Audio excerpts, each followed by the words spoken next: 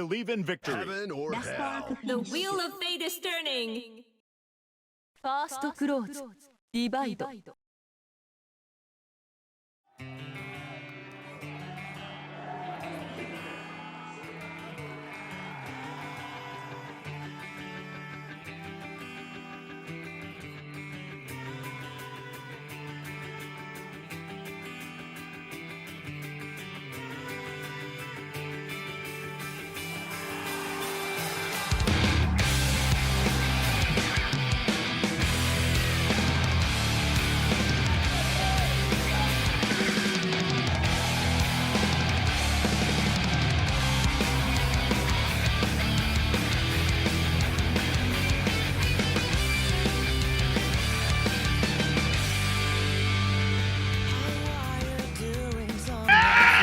Is starting right now! Introducing North America's boss fighter! Tell me, are you afraid of the dark? It's Big Black! With the hat to finish the fit and a demonic flow in style, it's Silent! Three peats over the horizon! Can you finish this race? It's not! NorCal's ancient eagle with legacy and resolve! It's 2 gigabyte combo! Stand strong and shine bright amongst the night sky! NCD's own Orion X Elite! Forged steel, templed in battle and victory, another crown awaits! It's Mario! They seek victory through trial and tribulation, leaving to the fog reflective jade! Traverse through the river upstream and leap for the gate to become the dragon! Carp! Let's get this top 8 going! Let's go!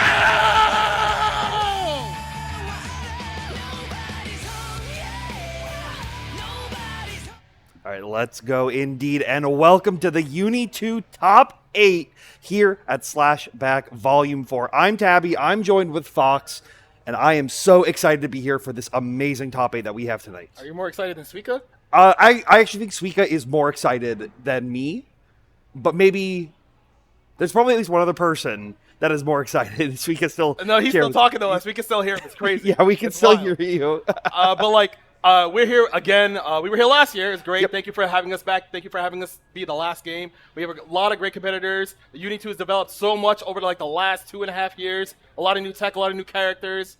People are going to see some new surprises from some players, so we'll see what happens. Yeah, there's like, you say just from some players, but I feel like from every single player, if you compare this to last year, if this is like you're only tuning into Slashback, how every player plays is night and day. Not only a lot of the character choices are very different, right? We'll definitely see it when it comes to 2Gig coming around, but like he's on a completely new character. Silent, I guarantee you, if like things start to go bad, will pull out the Ogre. I've only seen him play Ogre in casuals the entire weekend. What if that's just setting up everybody so you can play phone on? So that might be setting them up, but I think that's always going to be something in his back pocket, right? Because there is a little bit of that, like, oh, if I think I'm better than Under Knight at you, Ogre is a great pick for that. You do have people like BB who are on those, like, legacy picks, right? He's been playing Byakuya since, you know, like, the Big Bang happened, the Earth was formed, and then Big Black started playing Byakuya. So is it, like, before or after the dinosaurs? During. Okay, so During. the dinosaurs existed before any of that happened? Yes. Okay. Yeah. All right, just want to make sure. Big Black invented spiders. That's what I'm trying to say. All right, sure, you got it. Okay, I don't know what D&D campaign we're playing, but Yep. Tabby's clearly the headmaster or whatever you call it. I don't even know at this point. What I do know is we got our players sitting down for our one of our first games, but this whole bracket is going to be insane. On the winner's side, we are going to have Big Black versus Silent. That's going to be our first match that's on stream, and then we're going to have Knots versus 2 Gigabyte Combo. And I believe on the loser's side, if we can get the bracket up, if we have a chance. Yeah, on the loser's side, though, we should have Orion X Elite and Mario fighting each other. Yes. A good old-fashioned NorCal dogfight, loser's final, as we've been told. And then it's going to be Reflective Jade versus Carp. Yes. Honestly, some of these people you see from last year, some of these people didn't make the top 8 last year either. So like Orion, this is a great feat for him. He usually gets to like top 16 before he gets knocked out. So he'll get like 13th place, 9th place, but this is like huge improvement for him. He's been playing very well. Yeah, and Orion doesn't normally get to travel to as many events out of state, so it's great having a big event in region for him to really be able to pop off and show. Because I feel like he's a name, like, even I'll admit on myself, I was like, wait, Orion made top 8? Okay, I like mean, he plays against like Mario, Prim, Yeah. Snappy, Atari as well. Like they all just like grind together and they just all mash at the same time, so they're really strong. Yeah, NorCal is a very, very powerful region, and like to get to the point, like I said, we said it was the losers finals of it. To get to that point, you have to beat people who have won majors or who are consistently top 32ing some of the hardest brackets through like the Climax of Night history. So definitely, you have to be a very, very skilled player to make it here in NorCal, and Orion has shown it. But we have, our players shown on the screen right here: Silent versus Big Black, and I can see that monitor. I know you can as well, and I see something hovered over it that I hope is true. What, this one? On the right-hand side? That one? Oh, it probably is true, yeah. Yeah, Like- he'll probably pick that character, yeah. It's probably a test. It's like, all right, if it goes real poorly, maybe it's just like, all right, screw this, it's phone on time. But if it's like kind of shaky, it might be one of those, all right, I just need to be better, right? It's one of those things, though, if you watch BB in like a lot of online tournaments, Silent doesn't get to participate in as many, I think just with like work schedules and whatnot. But like traditionally, I know Defi was picking Ogre into BB. You're seeing seeing BB struggle against this Ogre matchup from time to time because he can stay right outside of those with normal ranges. And if you're fast enough to actually try to whip punish 2B2C from that Byakuya, you get a lot of mileage with Ogre leading into his insane Okizeme that he can get. I was just gonna say because you have a command grab that you can't tag. And that too. Like that's the biggest part for it. Like if you watch Combo Breaker last year, it was when you saw Knox command grab Big Black like 10 times within like one round, one game sometimes. And we'll be seeing it right here. You already saw that early round start TK Fireball. It's another really good tool that Silent's going to have versus Paragon's Big Black right here. But the delay hit on the 2C is what Big Black is going to use to lead into some early damage and should build just enough to be able to put him into Spider Gel if you can finish your combos. We're not finishing combos here. You should already know it's a Uni 2 top 8. We're going to drop everything when it matters, but we'll still win anyway. That's, you know what, I always forget that. I always have hope and think that it might happen. I've given up hope, okay? There's no hope here. People are just going to slug it out. Well, it's fine. Big Black didn't give up hope and said, okay, I can still find this hit. I can still secure this corner position. Hey, look at that. Are we going to get a 1, 2, 3? No, we already have the web set down, so we're going to make it quick and easy right here. We're going to stand up and get rid of the high web. Blocks the high off of that. There's a change shift from Silent, trying to see if BB is going to press anything. Oh my! Yeah. Oh, that second obliterated. Yeah, I really like this play from Silent as well, just to go for the Rekkas, try to clear out the webs. But right now, Silent going to be able to regain control, trying to catch him out with the 6-2-3, but it's not going to work. So Silent kind of waiting for his chance to fly in with the big assault. The BB probably down back a little bit too long. Bomb planted, steer under sequence. And now this is the scary part. Which way Silent going? Goes for the low, but get an overhead after the follow-up right here, but not able to get the confirm that they're looking for. Don't have hands today, unfortunately. Oh, got hit and he lost the cycle because of that. So now Silent's gonna have to like pull out something out of his hat, maybe? Oh, Yeah. Shadow Poke to be too good. That's footsies, I think. No, that's footsies. I would call that footsies. Right? I don't know. Almost everyone else I commentate with tells me it's not footsies. I'm like, all right, maybe I'm the bad person. I love that. Just use the guard thrust to get it immediately out of the plus rings, knowing that you only need to keep that 100 on deck. Try to loop in the web OP if you can get it. But Silent, though, gonna find another opportunity to get hit by that staggered 5A. Mans was trying to do the command grab tech, and he was a little bit too far with the stagger 5A, so now he's going to hold Oki in the corner. 3 webs. No, only 2 because I didn't have the full corner positioning, so it's not as confident. Able to catch Silent on the dash block, though, but setting a 63 web. And the 2C will connect, though. Ogre 2C does hit twice and move forward. It's kind of like steps, but a little bit better. So if you're like, I want to play that, you should play Ogre. Yeah, if you want to play that, you want to have some nasty Oki, but this bomb right here, able to catch him overhead right there. The dash C starter. This is exactly what Silent wants to be seeing with this pick. Okay, right back to the corner. You can fight the bomb off. Maybe? What a counterplay. He's dead off like a chain shift. That was nasty.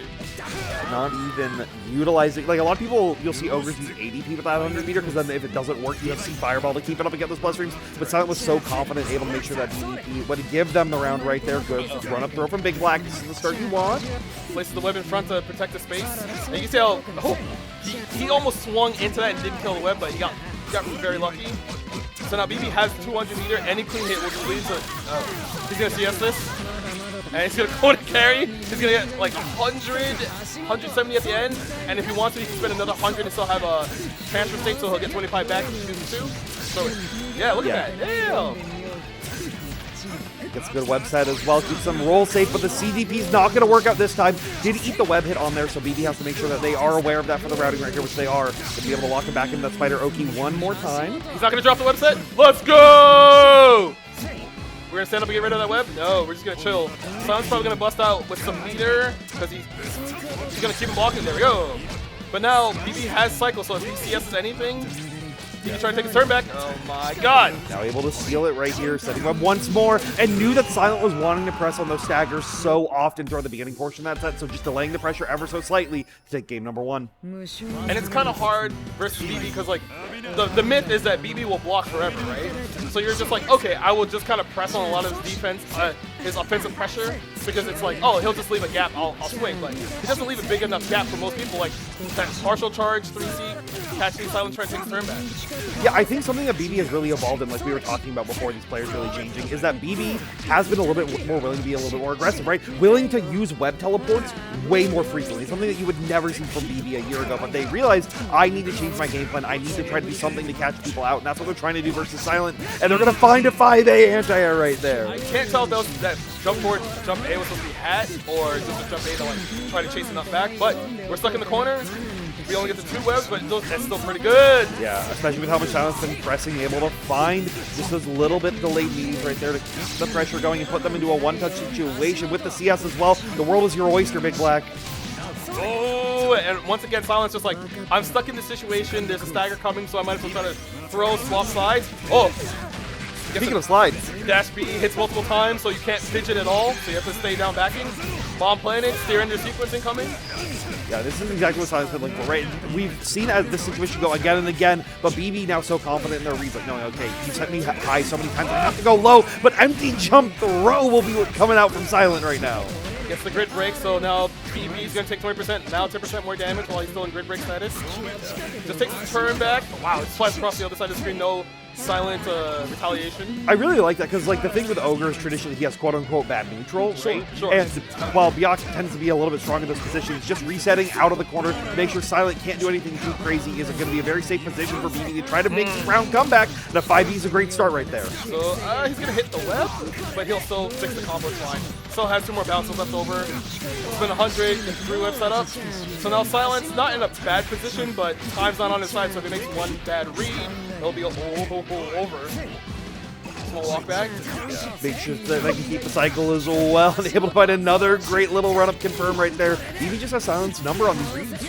He's too good. He knows when you want to press buttons in his staggers, which is an amazing strength in this game because a lot of this game is about staggering your pressure to blow up options legs, not the complete dead. Yeah, as long as BB doesn't drop it like that right there. You're a real commentator. Let's go, Tabby! Let's go, commentator's turn! Yeah. But BB's in a very safe situation. You can make a string that should cover most of this 10 seconds that are left right here, as long as Silent doesn't get one more big hit. Good tech out right there, and it's your turn. So BB gonna take that winner semis 2-0. And he saw that after the throw break, Silent decided to press anyway, even though he was like minus. He was pretty minus. He thought if he doesn't swing now, he's never gonna get a chance to because BB had resources, he had meter, he had CS, so it's like if I don't take my chance now because I have nothing with me, then I'm never gonna get the chance. Yeah, it's one of those situations where like, oh, I have to gamble because I lose if I don't. If I just hold down back, if I just respect my opponent, you won't get to play the game. Goes, the game's already over. I might as well try to make something happen right there. Right. Which is not easy because BB is like one of the best players in North America, hands down. A lot of people would say top 5, top 3. Depends on who you are. So that's the question. Now that Defi is quote unquote retired, right? Sure, if they're not, they're not grinding as much. They're not entering every net play tournament. They're not traveling as much. Like, who's that best player in North America? We got room to maybe change something, or Defi can prove me wrong. Either or. He doesn't even need to play that much. He could just show up one time and be like, "Oh, hey guys, I'm still here." Yeah, that is true. That's all he needs to do. He's still very good, but BB still showing his dominance. Yep. The next set of players we have coming up, one of them is shown to push BB to his extents in a couple of tournaments that people kind of wouldn't really expect. Actually, no. Nox is pretty good. I feel like Knots is the most like underhyped like top player. Like I feel like you talk to anybody who knows Uni, it's like, oh yeah, Knots, he's like one of the best. But you always hear other players in that like conversation, and it's like no, Knots has shown that he's able to win again and again. Hasn't gotten the big the climax win, the AWT win, right? But has won combo breakers, has won multiple slashbacks, trying to get that 3-peat this time, has won so many other events that these other players are also at. But then you also have this other person using this diabolical device for destruction of his many, you know, foes who are just like, oh, you know, his device is okay, it's fine, it's fair. And you hear the way it works, you're like, that's kind of not fair. Why is that allowed? I'm just saying 2GIG is making it known that his device is not fair, but everyone's saying it's okay. So, you know, what's going on there? It's not fair, but it's legal. And that's the most important. It's barely okay by the standards of what we have set. It's legal except for one tournament, but that's the reason with the V2 he has a toggle to turn that off for that one tournament. How do we know it's on or off? Look, all I've been saying is if I see if my opponent has like 32 buttons on their stick, I'm asking for a button check from the bracket ref. Yeah, I'm just like, do a confirm. What do all these buttons do? Yep. Don't change any of these. Refs stay right here. Yep. It's like I'm at a Magic tournament again. Exactly, but we're gonna see the magic happen on screen right here. As like we were talking about new characters for both these, Nott's been playing Aurier so much through this bracket. She did win the AWT, vamos! Yep. Shout out to Yaka. Shout out to Yaka indeed, but shout out to 2GIG right now, utilizing Water Laundrecki here with the Izumi. Is that what we're doing? We're Yeah. calling her a lot of... No. That's what I'm doing. No, absolutely not, Tabby. No! Keep doing your commentary. I'm gonna keep saying no every time you say that, though. Here we go. 2GIG just continuing to stagger. Nott's like having a lot of familiarity with this character because you have to, how many people are playing and how many top players are really trying to show this character like craziness that they can do right here, but gets the CS for a quick tech right there. And 2GIG, yeah, managed to intercept Nott's trying to get up into the air. That's Ori. One of her great strengths is that she can kind of just be in the air whenever she wants to, and Izumi kind of suffers a lot because she doesn't have a good way to ground to air people, but that's why you can jump. Beauty is secretly a jumping game. It's a grounded footsies game until you understand it's actually a jumping game, but that's what makes it a grounded footsies game. It's the perfect balance. That's a psyop. That's a psyop. It's a psyop by Big French Bread, and I'm here for it. Are you getting paid by them? Nope, I do it for the love Are of the you game. getting French bread bucks? I do it for the love of the game. Those are my bucks. Yeah. Give me my bucks.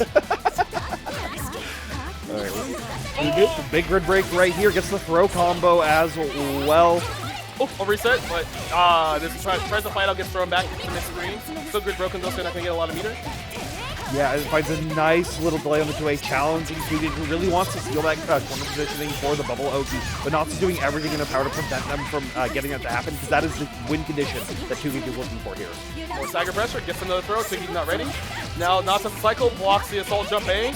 2GIG needs any big hit so he can like side switch, get a bubble set up, run his evil set play, but Nott's just holding his positioning with his meter. And Nott's also wants to try to make sure that they can utilize that screen positioning, because 2GIG knows he also wants to keep the cycle because of the situations like this. Now, they were able to steal the corner right there. So now, oh, counter hit, bro. Long combo coming through. 2GIG, if he wants to, he can cut this combo short to try to win the cycle, but whoa, Yeah, really prioritizing the cycle, but didn't end up concentrating, expecting Nott's to try to punish him for it, and Nott's going to get rewarded with that to tie up the rounds. Great patience by Nott's, understands Ori 5A is very, very strong. I'll just say that. I won't say another word I want. Oh, anti-air charge Rekka, maybe? Look, Ori 5A is pretty good. It's no Izumi 5A. It's better than Izumi 5A. I think it's debatable. We'll talk about it after the stream, because right now 2GIG finding a big land with the EX Bubble Ender, but Nott's getting a great throw, setting up Thanatos as well to get a grid break. So now 2GIG he has sub 100 meters, so he can't bail off to get that grid to stay back, but he could just run into 2B, get smoked, then hold his big corner confirm. Not should win the cycle, but he might have to worry about 2GIG bail offing on defense here. Yeah, it's not normally, I think, something that's too big in 2GIG's game plan, because they were trying to look for a big 2A right there, and they're finding a couple of these hits, but not able to get the conversion that they're looking for, so they said, no, hey, that mash worked last time, let's do it again. Not trying to throw after dash B there, and 2GIG was just like, I'm pressing 2AD, most likely. Back tech away, loses the cycle, gets met air to air again. 2GIG should be able to get the kill here, providing he does not drop his confirm. Let's see what happens. Look at the stick he has, he shouldn't be able to drop those combos, and didn't even need to spend them. He's even shaking his head like, wow, He's I like, can't oh, believe I that. almost dropped that. It's always surprising to me when you see someone do a very, like pseudo-simple confirm, and then they just need to do the simple, hey, I need to press the input for my super, or special one super. But then a lot of stuff runs through your head, like, did I have enough life for me to do this? Did I do the right input? Yep. Do I just use all my meter now? What if they don't? So, like, there's too much running through your head. Hey, that's sad. it. That's what I'm talking about, Nott's! None of this Ori shit. Look, Seth is obviously the character I think a lot of people recognize Nott's with. It's something that they've had the most success with. And I think Aurier is a very solid pick, right? I think there's a lot of these like similar strike characters that are going to do a very similar thing. But if you think, oh wait, I need to know player match a little bit more, this is the kind of character that you want to be bringing out. He's one of the fastest characters in the game. Has great like dive setups, fast falls, ways to trick you up, and also has orb set. He's gonna get a good confirm here. We'll start the cycle. So I wonder if Knox is gonna spend all his resources to try to get a kill. He's got 200. I feel like it's something you want to be looking for. At least spending the 100 right here to put them into a close to one-touch situation, or is C-grab gonna be enough? He optimized his meter usage because he was in transfer state. He'll always get the 25% back during 100 meter usage. Ah! I mean, that's what happens when your 5A hits that high. That's just pretty nice. Getting great mileage out of that 5A right there. We saw him get stuffed a couple times earlier, but I think he's feeling a little more comfortable with the spacing, just like that. Finding the spacing for that confirm right there.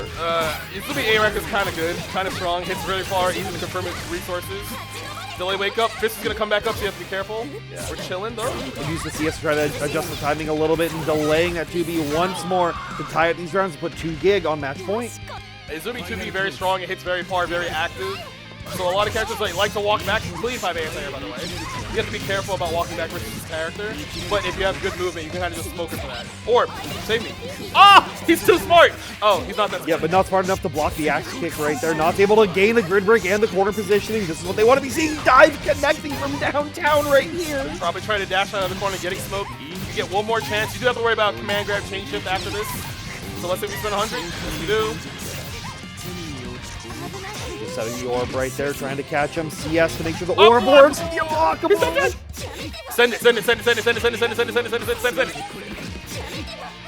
Not trying to do anything to open a 2Gig, utilizing that defense oh so well, able to steal their turn, but will trade with the Almond Activator, holding that up forward right there. We take the, what you call it? It's an Almond Activator. We can't call it the other thing. It's not stream safe. We're not calling it that. We're not calling it that either. Think of a better name. No. What do you mean no? All right, so you're not allowed to pick names anymore. Then. All right, I think that's what we've agreed on. Okay, cool. Okay. Well, I'll figure it out. I'll agree on that. I'll agree that I'm not allowed to pick names anymore. I'll figure it out. Okay, Don't worry. okay. I got you. Okay. I got you. Jeez. Why can't we use why can't we use the sources?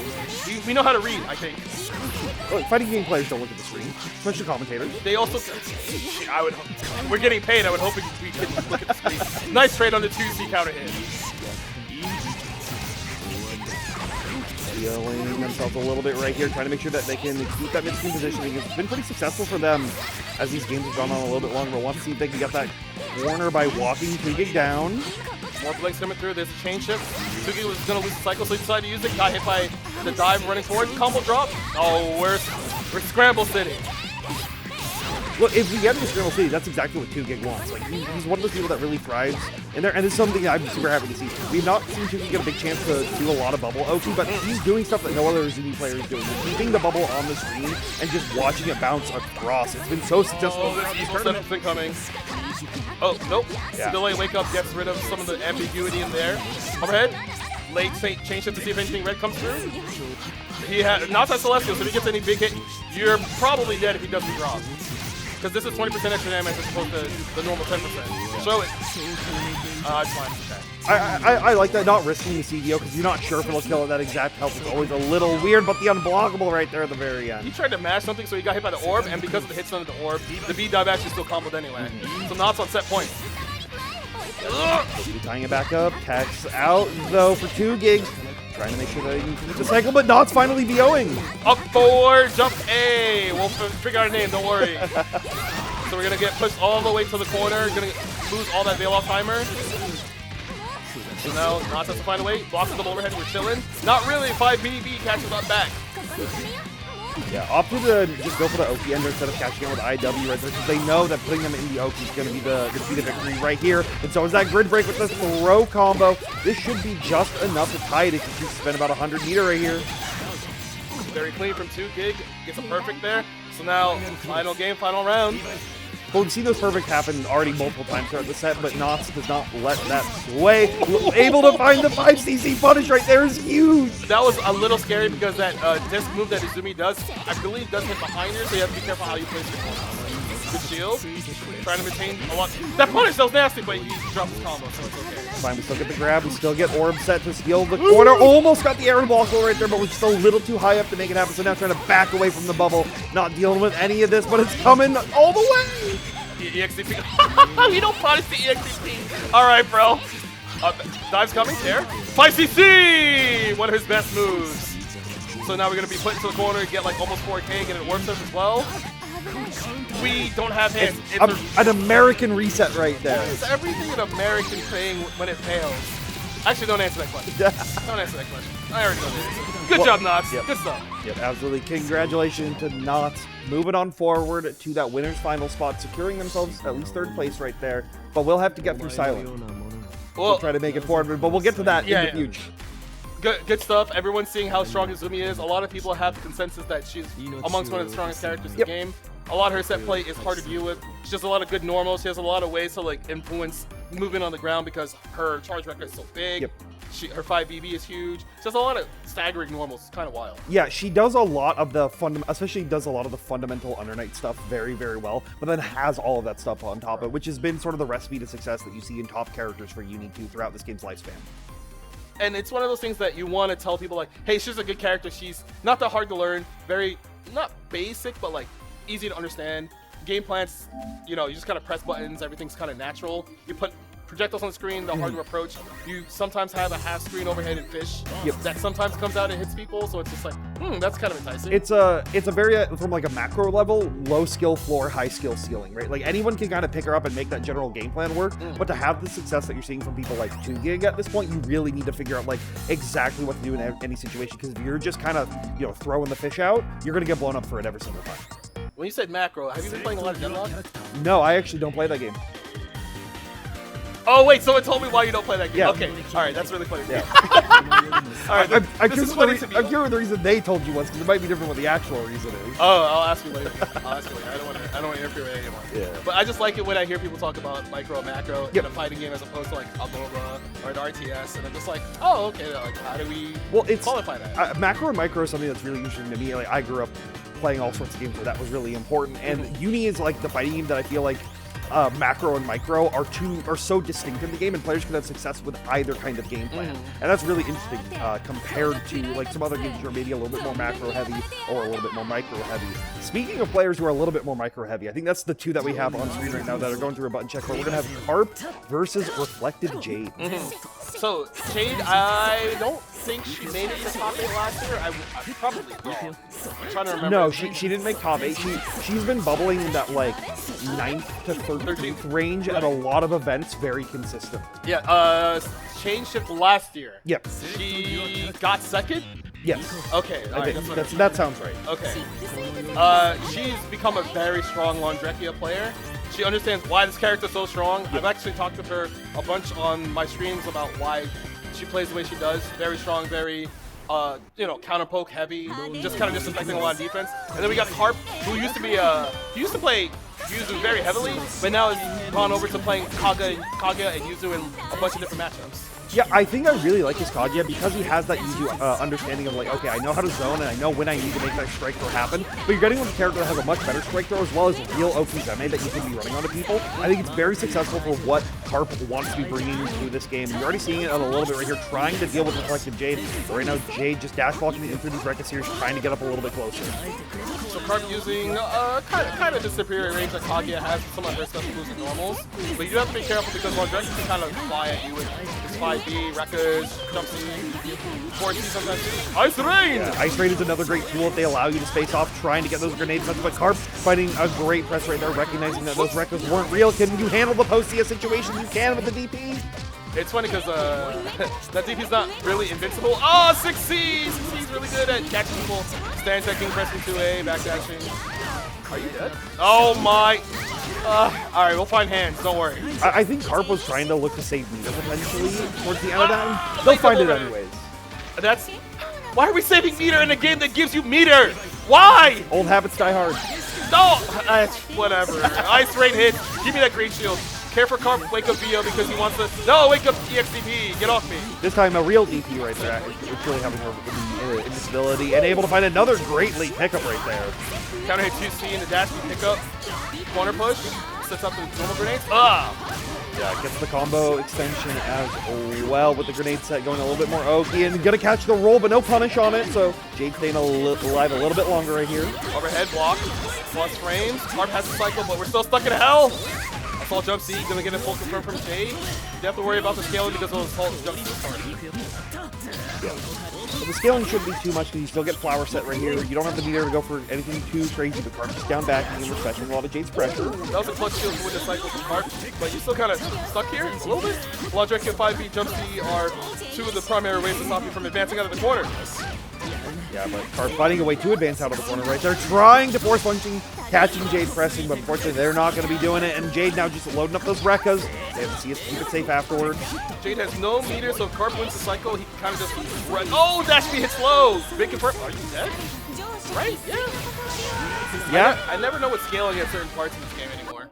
Yeah, but Carp, I think, is very familiar with that because they want to keep those confirmed simple, like we were talking about, just doing the easiest thing, a button into super to guarantee the kill if you know it's going to work. Sometimes math is hard. I want to agree with you, but we've seen so many people just think they know to confirm the kill. Well, we just saw that in top 24. With BM? Yeah. Yeah, that was pretty funny. Yeah. Yeah, that was really funny. But it's one of those things where you have to kind of try to gauge where you know your maximum damage in situations that are easy to confirm in different parts. That's why Carp has been kind of in the driver's seat in the early stages of this. Jade, though, looking to play that a little bit more defensive with punishing style that you were talking about before. But unfortunately, Carp is just making sure that they stay right outside of that range. But a big jump in right there from Jade is going to allow them to take the tempo early. They win the cycle. They're not going to use any meter, just going to get this supposed knockdown, but they have corner positioning, so it's fine. Yeah, and good recognition to catch Carp trying to press like 2C or just the dash forward right there. So Jade now locking down a little bit more. Carp being a little bit more defensive, but we find that big up forward counter hit, but no confirm. There's a change to the keep return, but met immediately with 5BB. Plus frames. Fake double overhead!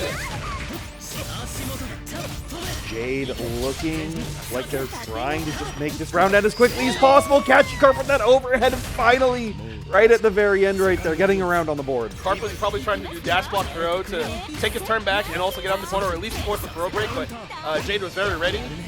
They're back on their feet so far, but Carp is the late force function. I think Carp is noticing that Jade is being a little bit preemptive with some of these presses right here, right? You're already seeing some of those staggers, trying to catch them on these big counter hits, but unfortunately can't find the right spacing. Gonna find that 2C hit, but no confirms, so Jade just gonna force function out once again. EXDP on the gap, that's very astute. A lot of people usually don't do that at the reversal, they're not sure about when to do it, but that is the spot. Shields from Jade, but Carp's still able to secure that cycle right there, so we're gonna try to get some mileage out of it right here. But Jade just down back and gets hit with the gun, but the CS will keep it. Carp's turn. Oh, gets the throw during the Celestial for Jade, so if Jade can get out of this combo without dying, they can potentially just make it swing into the damage bonus! Yeah, I was definitely expecting C grenades to come out right there for the better Okizeme, but Carp knows a little bit better to make sure that Celestial does not get procced, and they put themselves on match point. Both players with quite a bit of meter. Oh my god, she's sending it. She's just trying to catch him. More full screen pressure. Jade just trying to make sure that she can win this cycle and then somehow find a way to make sure Carp can't just fly around the screen. Fireball CS just wants to close the distance, knowing that once we're in that boxing range, it's going to be a little bit more effective for them. But Carp making sure that they can stay spaced out as far as possible. Blocks the ice range, so doesn't have to worry about any extra damage or any ice status right here. Grenades trying to zone them out. Barely won the cycle, very good from Carp. Just trying to put a wall up on anything he can change shift, like right there. So now just keeping Jade at full screen before he tries to slide in. Overhead, plus frames. Carp is coming up on winning the cycle. There's the Celestial. Ooh, those green shields are a little scary though. There's the Celestial usage. Yeah, but Carp's getting away with a lot of them. Jade's not respecting a whole bunch. A is able to get a find. The CS confirmed right there, so no Celestial bonus, but he's back to the mid screen and going to try to reseal that corner positioning a little bit here. Oh, he's still on the cycle with that pressure. Oh! Yeah. That was so fast. Big 2C right here from Carp and finding those opportunities to press it, which are leading into the scary situations for Jade. What are you going to do about it? Gonna take the extra damage, try to catch the tech. There's a roll, doesn't get caught. Jade not blocking low. Is this the end of the round, Tabby?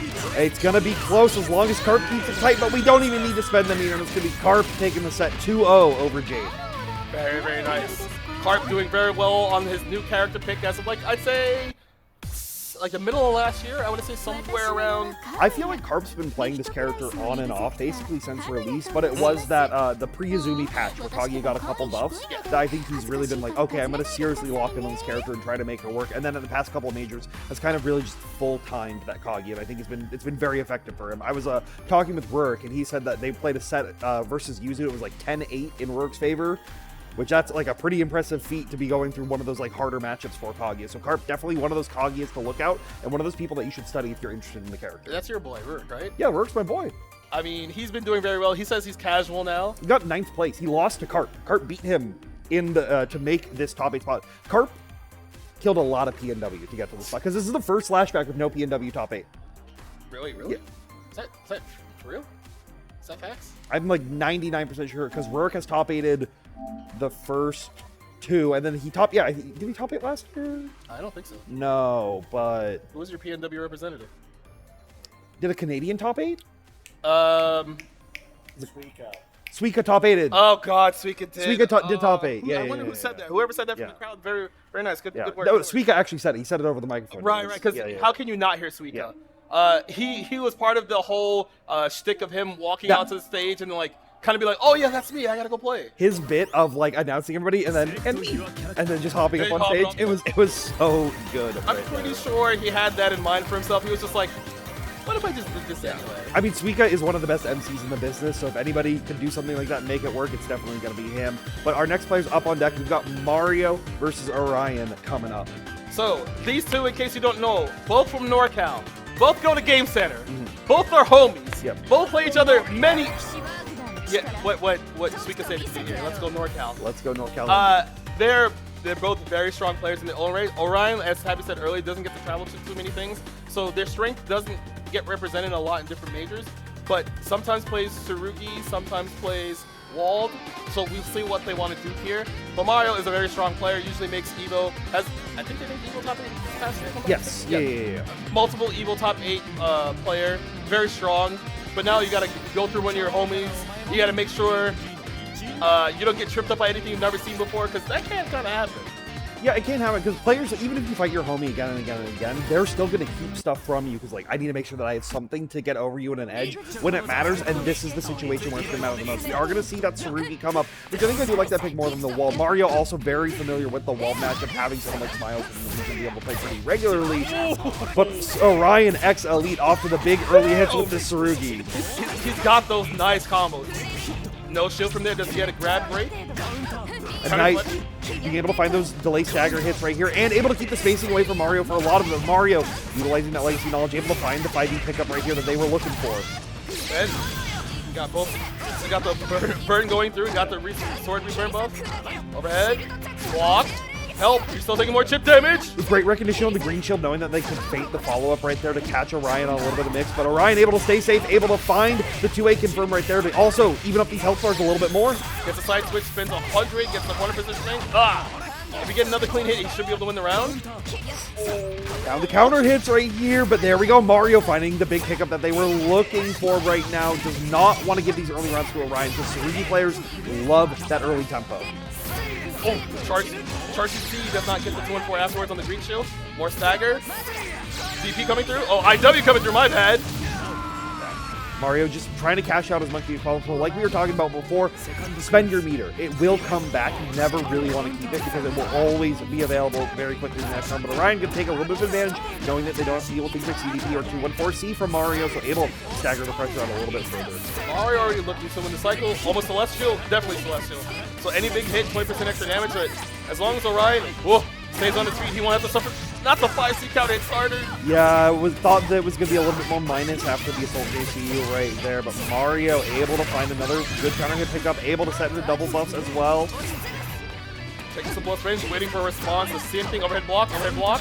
Oh, the max range space on the 5D is kind of immaculate right there. And a lot of people are always like, oh, it's close to charge, maybe it's not going to be in that zero spacing, but the Wagner player will tend to have the advantage once they're in that 5D range, gets the good ender as well with double buffs, trying to catch him out on DD, but Orion has been so patient on these reversal attempts. Last chance. Mario has cycled, decides to use it there. Oh, what a reaction. You're dead, yes. That was actually a very immediate reaction from Mario. Probably seeing Orion trying to go up to the air, trying to do charge MC with the guard point. hit something, get a counter hit, try to make comeback, but Mario's like, nah, as soon as I saw the air movement, you just know. Yeah, it's also great recognition to go for 2-3-6-E instead of 6-2-3-C. A lot of people just default like, oh, I see you in there, I'm going to DP, but with 2-3-6-E being one of Wagner's best starters and knowing like, okay, I can use this to guarantee the round, Yeah. it's just that kind of super heads-up play that Mario was always really known for. He is very strong in that, right?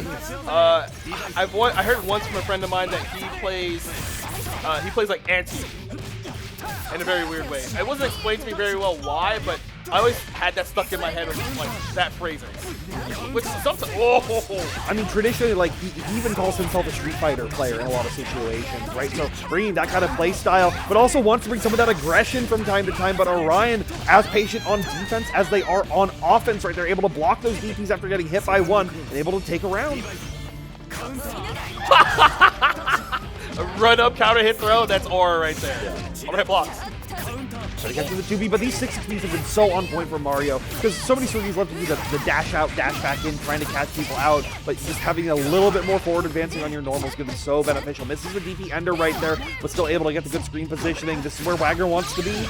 Lost frames. Oh, hey, guard thrust doesn't keep your turn. You still have one buff though. Oh, dash C. Yeah, unfortunately, that's the buff you want to keep in that situation, being able to have the extended sword normals right there with sword buff, trying to open him up, but Mario, he's so patient on everything. He kind of lost his turn there, but Orion was trying to see if he would try to swing on the cheated turn. We'll try to bait out stand tech. Orion should win the cycle. No, he backtacked and he lost some grid for it. Where is he going? Oh my. The IC2C not going to work out for you this time, with Mario able to have the transfer state as well to go up to 80 meters. But Orion does not let that get to them, knowing, hey, I still have a round that I can win as long as I keep it tight, but Mario keeps it tighter with the 2A of RA. He saw the run and he's like, yeah, I'm just going to take my turn back. The worst thing that happens to me is I get knocked down after I confirm again, and I can still fight. The fadeaway charge MC full confirm. Yeah, that's the worst thing that could happen to you right there, though. So Orion's going to be almost get the screen positioning, but unfortunately dropping right there. So now Mario gets the side swap as well. Still dropping combos. We have both buffs. Stagger pressure. Wagner's so scary here. Both buffs, 4-pull. So now, oh, not the grid break. No. Yeah, not opting to cash out for extra damage right there with the grid break bonus, knowing that they want to save it for a one-touch situation right here. And there we go. Increased throw. CBO should be just enough to close this out for Mario to take it. And it's kind of clinical there. You can see how strong Mario is. He already knows a lot of Orion's habits. He's just like, all right, I'm just going to try to disrespect a little bit more on pressure at certain spacings when you want to run up. And every time there was a down back, you can see like how Mario's like, oh, I'll wait a little bit. You might try to like do jump 2C, a delay 2-1-4, or maybe even just send it with 2-3-6-C, right? Which hit once, but one of the other times it got stuffed by a normal because it's not invincible on startup. It doesn't have any armor, so you can't hit him before it becomes active. Yeah. It was just like you're saying, it was very much like I knew exactly what you were going to do. We saw more player matchup than the individual character matchup on it from time to time. So, you know, excellent stuff from Mario, able to keep that losers run alive. We'll be seeing them in a little bit. But up next, we're going to be having our Carp versus Silent sitting down. So this is interesting because both of these players play different characters depending on their mood, I want to say. Silent playing Ogre, Phonon, sometimes Gordeau, and then Carp plays Kaguya and Yuzu. So it's one of those, there might be a blind pick involved, who knows? Yeah, I don't feel like either of these players really like demand a blind pick, right? They're two people that they're here to play the game. Like the top 8 is like, obviously it's great for them, but they're like, I want to just play the game. I'm here to play in the bracket. I want to play as many games as possible. So I don't think we'll see that. I also think we'll probably see Silent go back to Phonon if they're not just like, I'm perma-locked in on Ogre. Okay. I don't know if they have some tweet where they're like saying that, hey, I'm going to be locked in on Ogre. They do be tweeting. Uni players love tweeting. Sometimes I wish they would tweet less. And that's the crowd that we have here at this Slashback. Some people are kind of tired because it's kind of late at night here on the West Coast. Or you're from the East Coast like me, you're like, man, my sleep has been kind of whack for the last couple of days, but that's okay. Because we got the crowd out here to cheer us on. I like that sign down there. That's a good sign. Oh, yeah. But Slashback is always great to be here. I love coming out here, hanging out with the people, seeing some people I haven't seen in a long time, and you know, it's always great to see people like you every year, Tabby. Yeah, it's always great to see you here coming out, making that trip from the East Coast, as well as like, you know, Carp coming out from Boston, Silent making the trip from Texas. Obviously not as far, but still, like, when I saw people like on year one not from the West Coast or like, you know, like Vegas, like Colorado area, I'm like, oh snap! Yeah, like, you guys are here. We had to show up, or else it's like we'll be called posers. I'm not trying to be called a poser. Yeah, let's see, but I think our players are getting straight into it. We are going to see the Phonon pick right here from Silent. I do think they want to go for the comfort pick versus Carp because they need to be able to play that player matchup a little bit right here. So now that Carp is grid broken, his meter gain is severely nerfed, back to normal, but he won't have to cycle. Ooh, that's a 5C starter. Yeah, great use right there to catch Carp's dash block and press habits that we saw a little bit earlier in the last set, but Silent going to gain full advantage of them and able to find the big knockdown right here with C-Pillar under. Two-way stagger pressure. Oh, not in the round, but we're seeing a lot of green shields from Carp and just getting a lot of counter hits. Silent has Celestial. Yeah. Good punish on the force function spot dodge. Doesn't even need to catch out with Celestial right there. Just seeing that, like, knowing, like, okay, Carp, you're going to try to press through. You're going to try to backdash right here. Not able to find the Fireball pickup after the 3C, though. Use a weird air hit. Still going to keep yourself safe with the install. Going to get a lot of reward out of it right now with this big hit. 6 force function, catching, Carp pressing, trying to move. No, he wanted to use the cycle, please. Yeah, but Silence wants to make sure that you cannot be using it right here. Lost the mid-screen, but will get out of it. Not going to opt for a side swap. It's a little bit harder with fun on, so we'll just send you to the other side. Wait, is he dead? Oh my god, you're dead. Why? He delayed his combo for so... That's double perfect, by the way. Yeah. He delayed his combo for so long that he was able to spend 100, get the confirm, wait for the cycle to come through, and then CBO when he got the 100 again. And that's like what we were talking about with comfort distance, right? Like knowing like, okay, I need to make sure I get this hit and it kills you right there. Playing a character that you've been playing for almost your entire lifespan of the game is going to give you that edge when it matters most, just like that. Carp, though, now already playing a little bit more patient, a little bit more defensive, knowing like, hey, I can't let that happen. Able to find a counter hit, but Silent will get the counter hit confirm after the scramble right there. Photon up back fireball, very strong at catching people trying to counter poke in certain positions. Damn, he just ran at him and threw him. Small stagger. Yeah, he's trying to catch Carp shielding or trying to press a button late. The XTP to get out of the corner. Carp trying to just change up the reversal options ever so slightly versus Silent, but the fireball once again, a great counter poke, just like you were saying, and it should be enough to kill right here. Should you choose to spend it all? You can spend 100? Yeah. No. So now Silent going up 1 game, 1 round very quickly. Poison takes the set, move on. Fireball's a cheat. That's what I'm saying. I see Carp reeling back in his chair right there, being like, okay, I understand what's happening. We'll deal with that in the lab for later, but right now, I got to figure out how to deal with it in the middle of the match. And I think keeping the pressure up is going to be a good start. There's a grid thrust. Decides to roll back into the middle of the screen. CS sees red, does EXPP. Whoa, fireballs are cheap! Having a fireball as good as Phonon's going to help you a lot right here. Just need one more touch to win this either strike or throw. Carp has to be very careful. What are you going to do? Overhead block, change shift to keep your turn. Ooh, late throw tech. Carp, yeah, definitely needs to turn it up now because this is Slash hit. No! The anti-air shield into the full confirm. And that is a 2-0 from Silent. You can even see Carp being like, you're too good, man. What am I supposed to do? It's so hard to deal with, right? It's like someone as good as Silence, like how do I actually get through this wall once you've got your pressure going, once you have my number? It's almost impossible for anyone to get through that. So excellent stuff from Silent, great stuff from Carp as well throughout this entire tournament. Like I said, making a great run, in this last little bit of the losers portion to make this top 8. I was very happy to see them in this top 8. So even though he killed some of the homies, I wanted him up there. I mean, Carp's been playing for quite a long time. Yeah. Been a very good player. Had some success at like regionals and a couple of other tournaments like Combo Breaker, CEO Taco was getting like top 24, top 16s, but not like getting into top 8s frequently. Yeah. But it's one of those things where everyone's been getting so good at Udi for such a long time. That's kind of hard. Some days you have an off day. Yeah. Like you might do well on day 1, and then you don't have enough steam through day 2. You just get 0-2 while you're in top 8. Like you just don't make it. And sometimes there's just like weird matchups. Like, oh, this player is like good versus me, even though I'm better than them on paper through like standings and whatnot. And sometimes you run into that, or a weird combo drop happens, or so many different things. So it's really trying to find that big break is what you need as the momentum for a player to make something big happen. And I'm glad Carp has it right there. Yes. Our next match coming up, though, is essentially another NorCal Classic, except one of the players moved to Boston. He lives in Boston now. That the person on our right, 2 GB combo. It's a NorCal Classic. They claim him. They cheer "Let's go NorCal" when 2 Gig plays. I mean, that's cheating, though. He doesn't live here anymore. Come on. He's still NorCal at heart. He calls it his home. I mean, yeah, he used to live out here, yeah. So can't really fault him for that. But we will see how Mario deals with the dreaded Izumi. 2 Gig is very adept at learning very specific things about a character that makes them super strong, super evil, that no one has seen frequently enough for them to figure out how to fight. And Izumi sometimes will, you know, put a bubble behind you, like, oh, I'll be okay. And then you're like, wait a minute, why am I now eating this mix I've never seen before?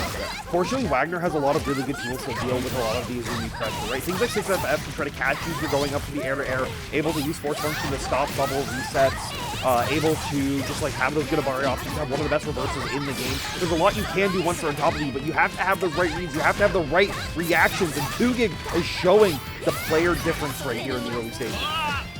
Doesn't get smoked by the fish coming back up. Takes the grab, wins the cycle. Yes, we do, and get the grid break. Gonna do 20% more damage, 10 from the grid break, 10 from the Warple cycle.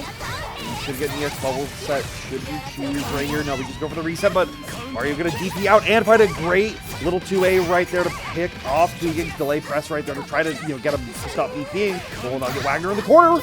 Rising, jump A to meets the air, doesn't get it confirmed. So now Mario has a good chance if he gets one big hit. Not gonna get any more, now he's back to mid-screen. And good tech out, not having to deal with the bubble anymore. Ah! Yeah, great CS right there. As soon as they saw that green shield, making sure they can get that grid break because they want to be able to guarantee the hit. But 2GIG doing very good blocking everything, but can't find the confirm. He just has 2 C's for like half speed, and it worked the second time. Yeah, What a gamer. look, if it worked the first time, it's going to work again, right? Surely they're not prepared for it. But speaking of 2Cs, Mario's like, man, yours is pretty good. Let me show you mine. Yeah, I think Wagner's like one of the best 2Cs in the game. It just has a bunch of normal hit stun, counter hit stun, great corner carry. Oh my god, we get straight thrown in the corner. Yeah, and this is the kind of setup that Mario wants, but 2GIG saying, showing like, hey, I understand that you want to be run up and aggressive, so I'm going to try to match that. I want to match your speed, and I want to make sure I can get as many counter hits so that we play this game as quickly as possible. Mario trying to test his turn back there. Gets smoked. Have to hold his bubble set up. A lot of waiting. Double overhead! Cheap! That's very hard to see. Very scary to shield it because a lot of times they'll just immediately go down and then try to challenge you to throw to blow you up for it. Oh. But this time you're getting blown up with the throw anyways. After getting hit with the double overhead, this should be 2GIG round. As long as they keep it tight, CVO, fish into 3 buttons, it's enough. I was a little scared, I'm not gonna lie to you, because it was throw starter scaling with CVO. That's like a whole lot of, this is not going to do that much damage, but once you hit a certain life threshold on your opponent's side, you can kind of gauge like this should do enough because they're very, very low. And Azumi has like a really high min IW damage For some reason. correctly. Yeah. Well, she needs it. No, let's get that fixed. We can get some of this stuff reasonably fixed without being egregious. Ah! Like an anti-air echo. It's not meant to anti-air. It's just big enough to anti-air. Yeah. But having to go for the increase, so you know, technically can be a little bit scary to deal with. But he feels confident pressing in some of those round split situations early on. Great run up from Mario, saying I am not scared of you no matter what you throw at me, and to be able to secure the side swap. I wonder if 2B's gonna start pressing 2B at a bigger range when Mario wants to redash. Yeah, we'll have to see if they can make that adaptation. Right now, they're trying to throw Rekka out, but Mario delaying that air movement a little bit with dive kick right there. Going to give them the big reward that they're looking for. That's a lot of damage. You get the both buffs again. So third doesn't end the round for Mario, but like one more possibly with some resources. You would need a lot of meter, but a counter hit force function will do it. Meterless right here. Mario gonna quickly get a point on the board and try to tie this up as quickly as they can. 2G trying to take his turn back earlier, gets hit, counter hit frame trap. Oh! No, well, this is gonna be a lot of damage since counter hit 2C. Hold his corner, gonna get both buffs most likely. Yeah, we'll be able to spend 100 right here on buffs, and then backs away, trying to catch you pressing. Bro, gonna be a great starter right here. Still has sword buff on deck, so can do something big with 236A if they want to. No, just more throw damage. 2G being very patient, trying to wait for his turn. Doesn't die for that, it's fine, but he tries to mash, gets hit by sword card. That should be the end of game number 2. Yeah. You get 3 buttons, and it will still OTG enough right there. Mario tying it up 1-1. Did he need to do that? I think it was an accident. I think he was trying to get 2C. He did like 4 down, and Yeah, surely it was just a mistake. nah, he's a jerk. He's a jerk. Oh, he got the corner carry though. Dagger. 6B, nothing. Oh, wow. He's finding so many of these counter hit 6Bs, but already like immediately going in for the rebeat, so unfortunately not able to get a ton out of them right there. And there it is, that 2B at that further spacing that Mario was wanting to run up on that you were talking about.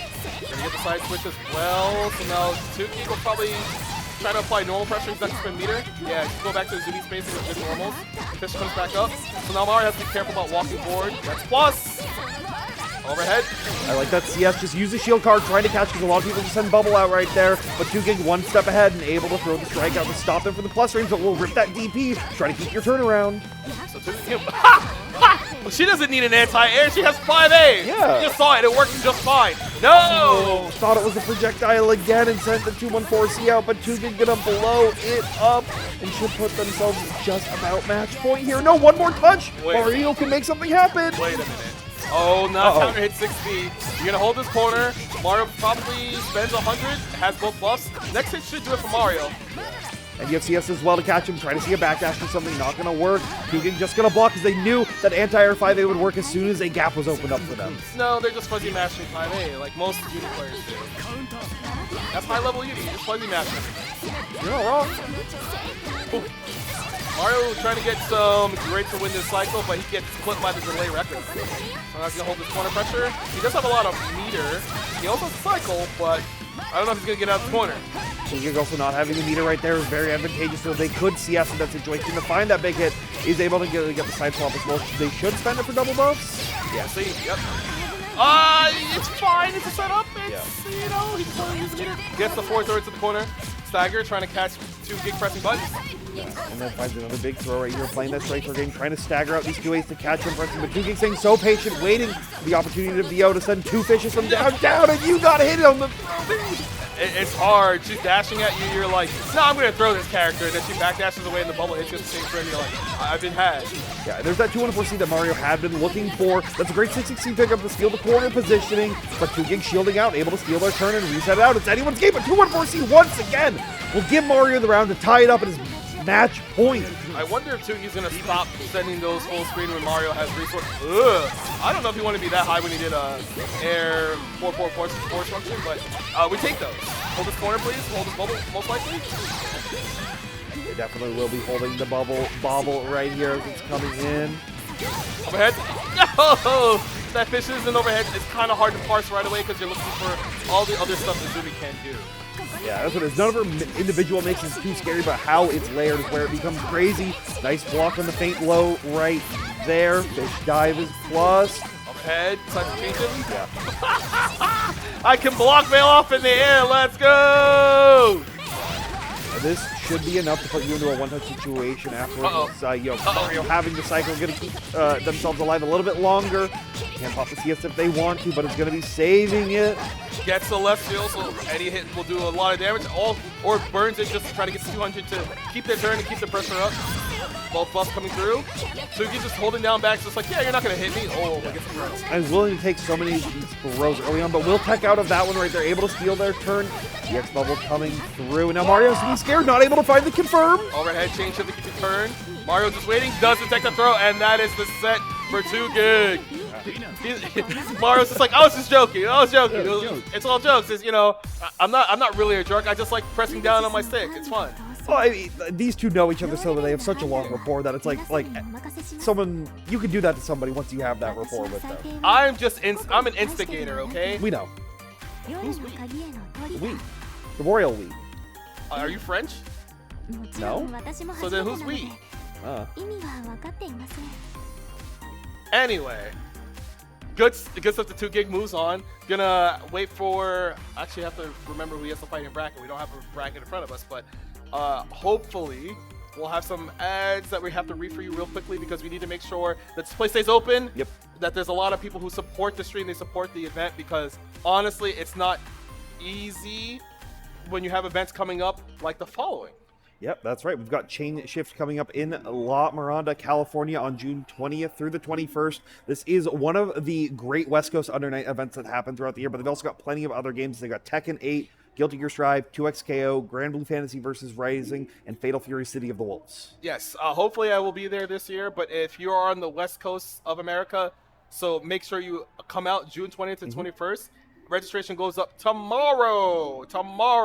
So stay on the lookout and make sure you try to sign up for the Fringe Shift. Even if you're not on the West Coast. Yep. Show up anyway because I believe it's the week before EVO, so if you're planning to do that, maybe that's a good time for you. Yeah, it's a great way to kill two birds with one stone, so definitely check out Chain Shift as soon as registration is open tomorrow. And of course, FGC Traveling Circus, make sure you scan the QR code right there. They do a great job to make sure events like Slashback, events like Chain Shift have enough personnel to run a stream, to run your brackets, to make sure there's equipment. So make sure, please, if you're like, I have no idea where to turn to, scan the QR code. FGC Traveling Circus will try to help out. Yeah, Bay Area Madhouse is one of the goats making events in California happen, so please check them out. As well as check out the merch for Slashback. We've got a 15% off discount until April 21st with all these awesome designs.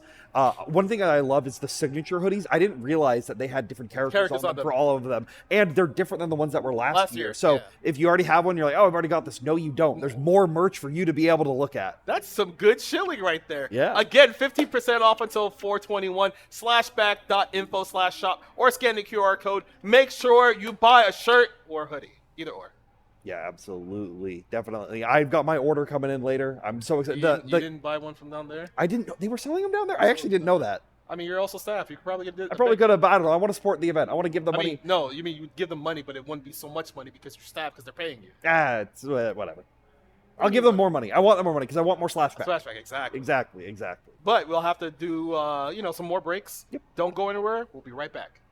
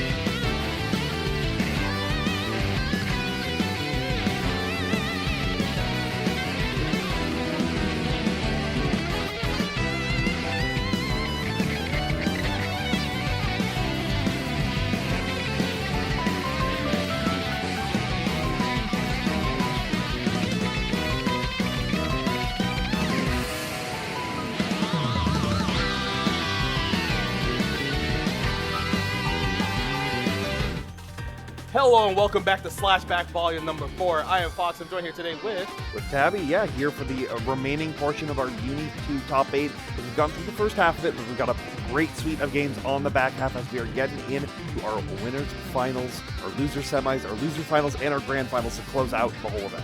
Alright, so in case you didn't remember, we have our winners finals contestants in Big Black versus Knots. This looks like any other major tournament they would have. It will be a first to 3, 3 out of 5, so you got more games. And then on the other side of loser semifinal, which will be a first to 2, it'll be 2 gigabyte combo versus Silent.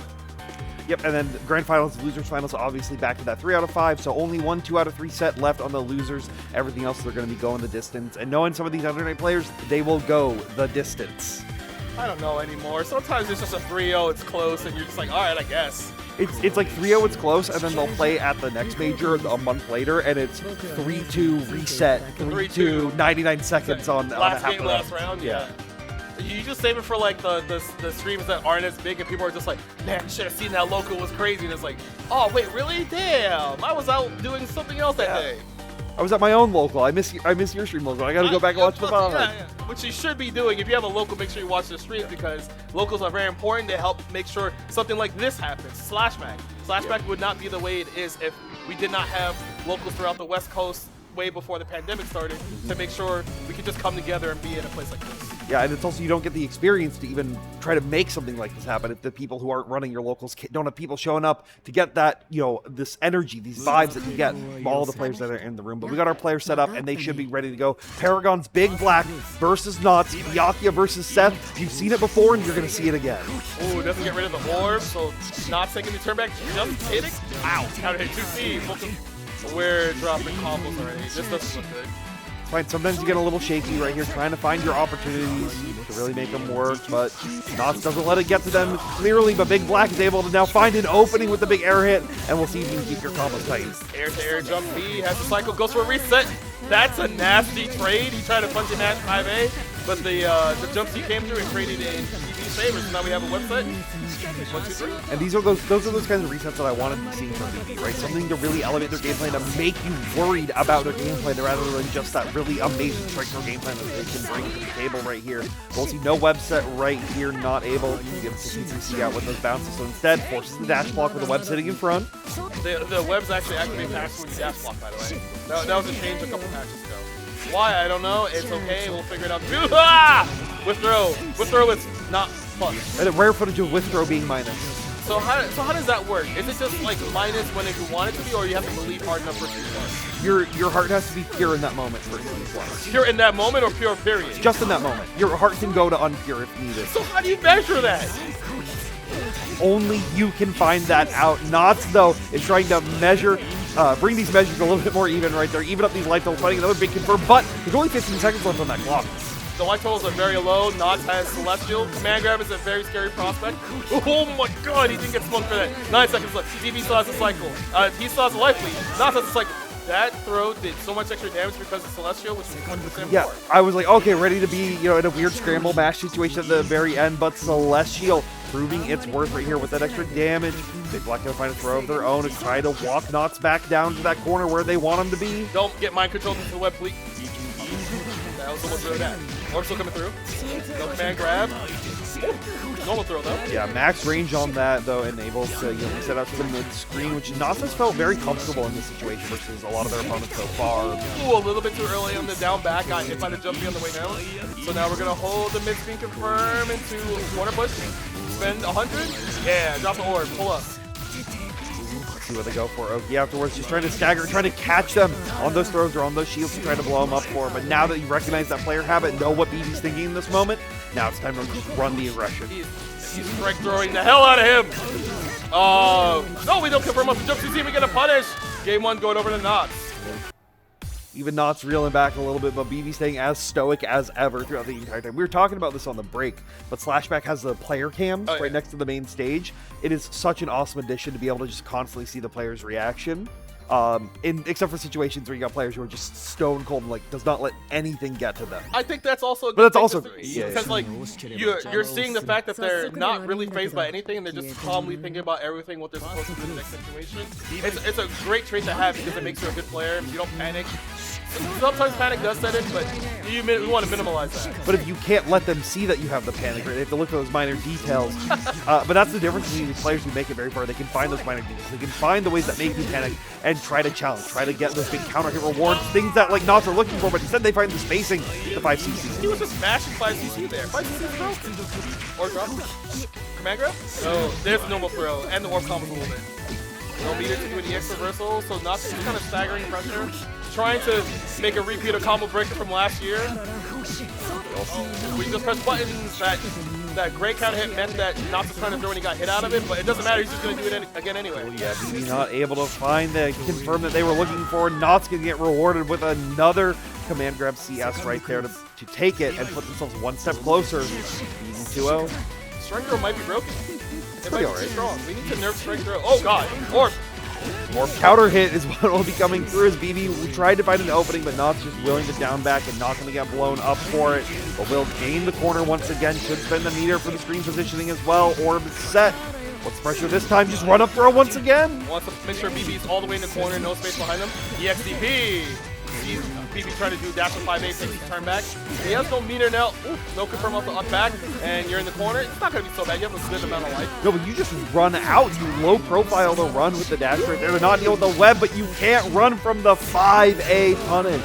Not trying to press 2A. The recovery at 2A got smoked by Yaku at 5A, so now time to hold this 100 meter set. 3 webs coming down. Time to block it out. Yeah, I like just immediately throwing the 2B meteorite, just going back to that layer 0 style of Yaku game plan to catch them because Knott's been so aggressive getting out of those corners, but is still able to find a way and able to find a hit right here and should be just enough with the IW to be up 2-0. That I'm surprised that if the set's going this way so far, Knott's is already up 2-0, but BB is the type of player where, for whatever reason, when it becomes very, very tense, he'll lock in, and all of a sudden, he just wins 3 straight, and you're like, where was this guy like 5 minutes ago? So people need to be on that, oh wait, I'm about to lose moment. Having those extra stakes, bumping up that adrenaline, increasing those reactions, increasing that brain power just a little bit, and that allows BB to make those big comebacks. So we'll see. He has a parlay. Go ahead, though.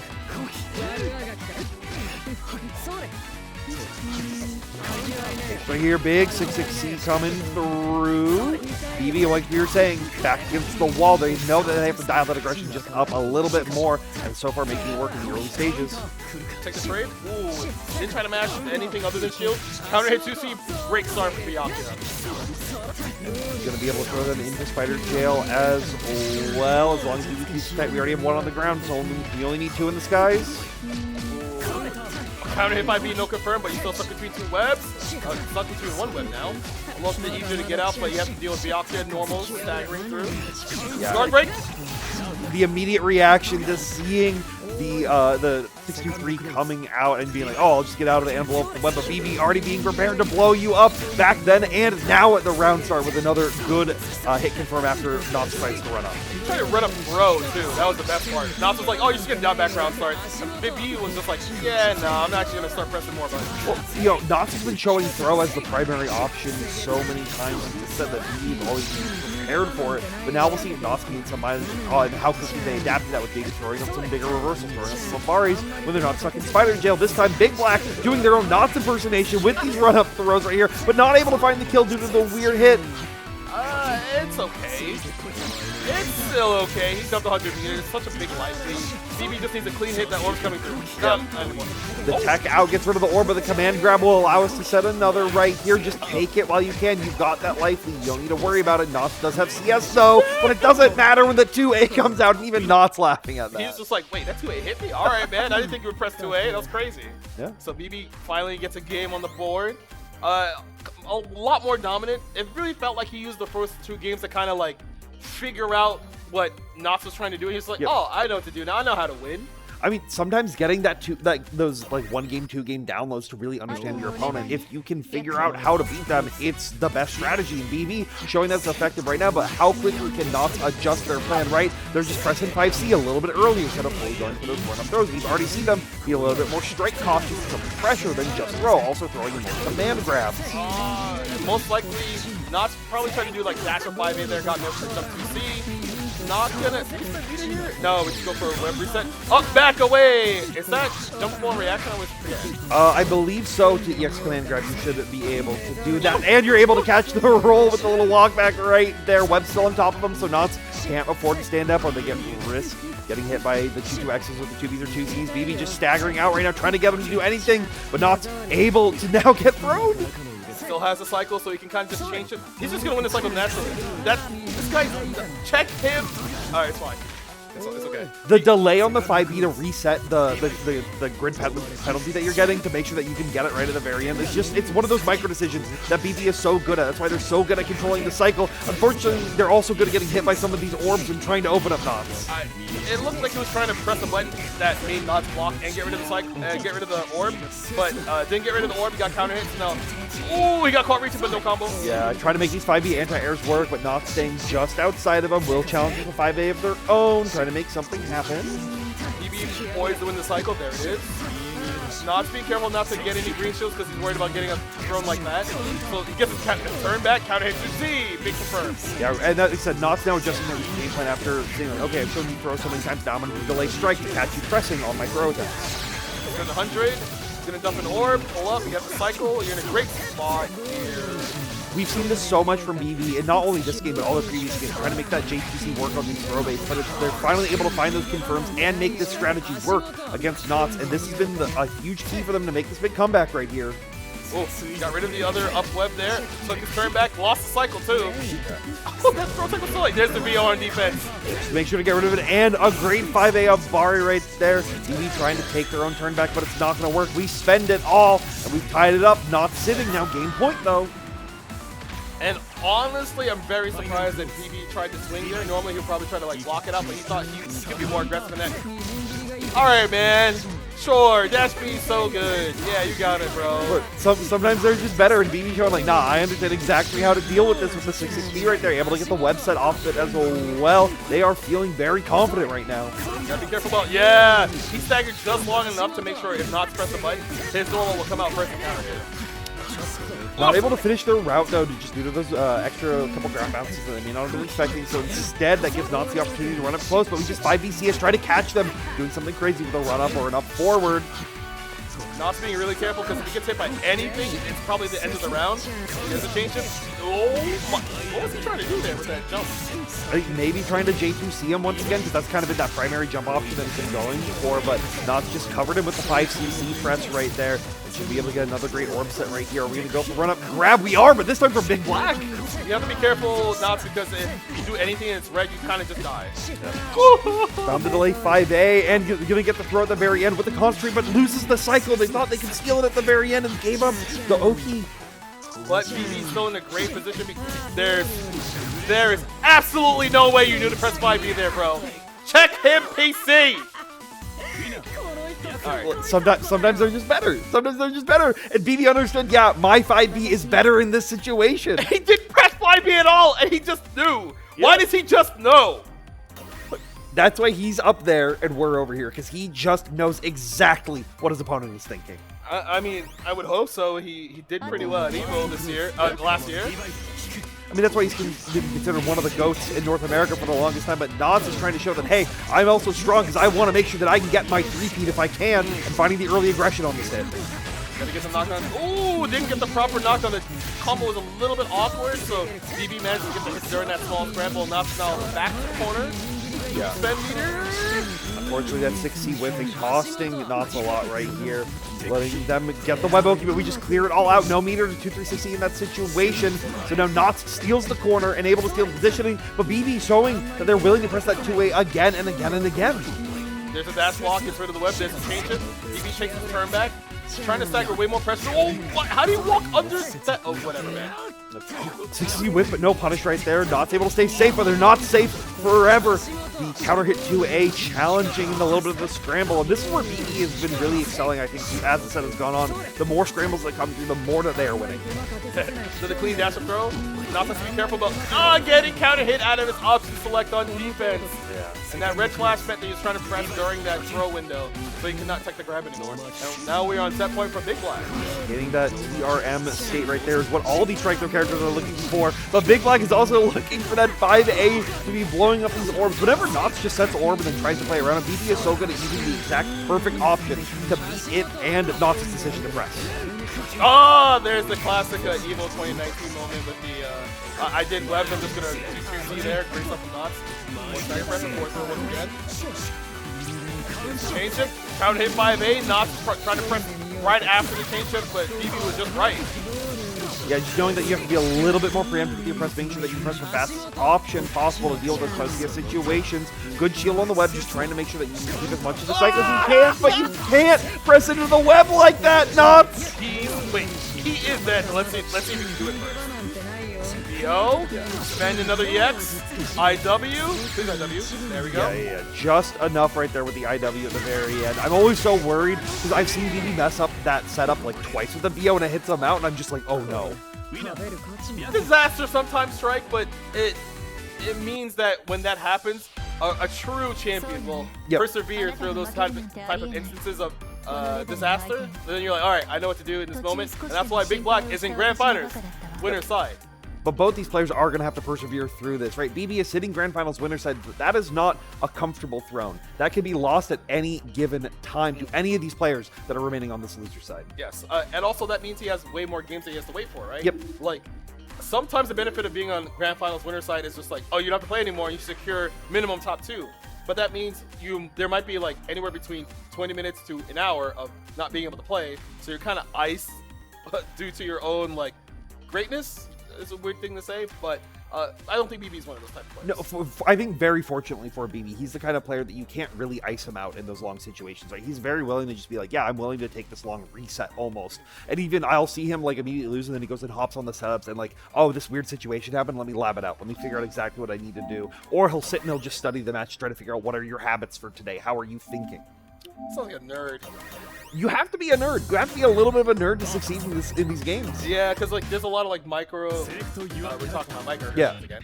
The small things that happen that you don't normally see right away, and that when it occurs, you need to know what the exact answer is at all the times.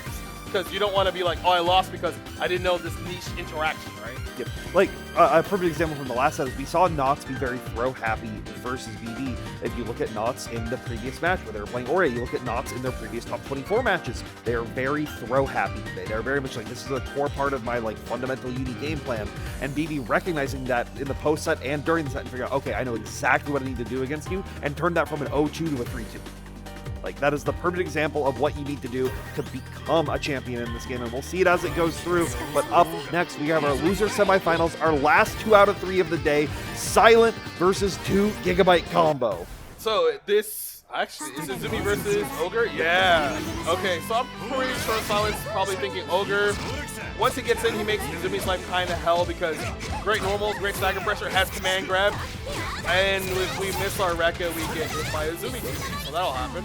Yeah, Silent just like slightly off the pacing right there, but also Phonon struggles a lot into a Zumi. And then just there's a lot of dominance that you see with other aggressive characters that Phonon can struggle into. So Silent thinking that Ogre's going to work out, and getting that up back right there with the JC to steal the corner is going to be the start. Is there ender sequence going to prime the ball? Whoa. Oh, that works. Yeah, he has cycle. Yeah. No! Trying to get the throw so that way you can get the bomb to explode and you don't have to worry about it. But Silent's just like, what if I'm just never near you? Yeah, just you'll see that a lot from Ogres. They try to stay right outside that first base. They want to be going for it, as well as Silent wanting to go for the low right there. Should end in grab ender right here as well, but we'll pop the CS with the IW just to guarantee the ending. Yes, you don't have a lot of meter going into the next round, but you won the round, and that's the most important part. Oh, God. Sent it with 2-4A. Oh, there's the punish on the shield. Great recognition by 2. Yeah, seeing it immediately going, okay, I'm just going to have to be ready for it next time. 2-4A is a pretty safe option, but it's super punishable. You're able to shield it out. Oh, it gets a dash, throws with the cycle.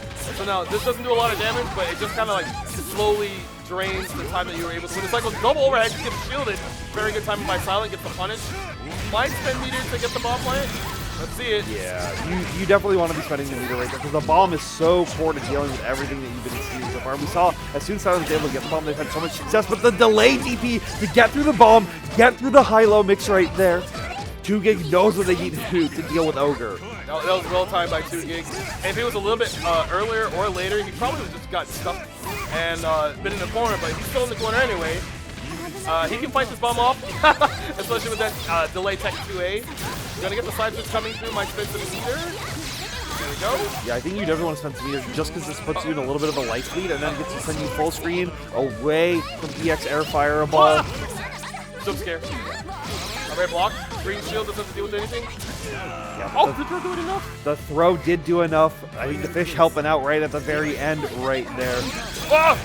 No fuzzy 5A for you. Hold this EX hat. Yeah, just being able to delay your air options ever so slightly. Silent is so good at that and so good at recognizing when you're going to go for stand shield, able to open them up with the 2C, getting a big grid break, and now bomb set as well. This is very dangerous for 2GIG. Just going to leave. The bomb is going to go. Oh, it almost made it to the point where he could not interact with it. 2GIG got it off him, but Silent gets another clean hit. He's going to prime the bomb right away. Next interaction to win it for Silent. Yeah, but 2GIG's not out unless they try to DP through it once again, but was a little too early on it and getting blown up. I can see you smiling, Silent. If you smile, you go to hell. If you smile, you go to hell, bro. So why are you laughing? It's disrespectful. I need this! Anyway, command guy back to the corner. Hold his bomb. Well, that's what Silent's saying, because Silent has also been like kind of away from a big win or big success at a major event like this. We might be seeing it if 2GIG doesn't end this round with the quickness right here, just looping his corner pressure again and again. Oh, gets the grid break on the green shield. Silent chose not to. I don't know if he had to beat it to VO or not. I didn't see it right away, but kind of stuck in hell. He's not going to gain any meter. He might VO on defense just to get the status off and make some space. And he's just waiting for the tech right there, waiting for opportunities. And block. 1+ frames. Tried to throw a defense, got hit by the delay up bubble. Yeah, it's so hard to do. Like, Silent's defense is so like based around going up back JC. You see it on a lot of his characters, but having that bubble on top of you makes that a very, very dangerous option to do. 2GIG gets a big throw right here, and with the CS, they'll be able to guarantee the confirm.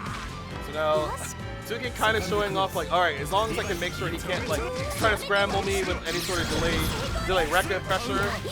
Wow, that 5A actually hit him before the jump scare. Yeah, 2GIG has just been very prepared with like these fuzzy 5As that we've been talking about through all the sets so far. So Silent now just backing out, doesn't want to deal with any of the bubble. Throw is going to get texted, doesn't have to hold it, and now able to steal the screen positioning in a more favorable advantage. But 2GIG pressing these 2Bs, trying to catch him. There's 2 green shields there. Oh, he's just kind of spacing out his next normal so Silent can't just shield it for free.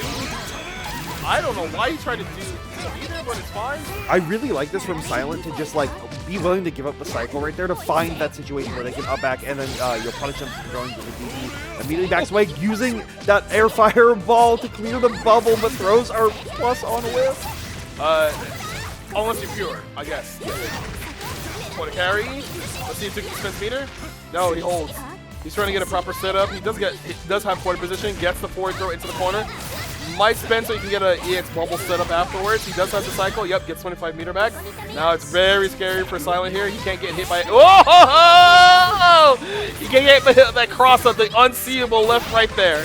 My ankles got broken right there on that mix-up. Oh my goodness. Yeah, I also didn't block that. Yeah. I got smoked. I don't think anyone. I think no one in the crowd blocked that. They'll say they blocked it, but then you give them the stick and they're just like, I didn't block. Liars, all of them. They've been at the bar too much.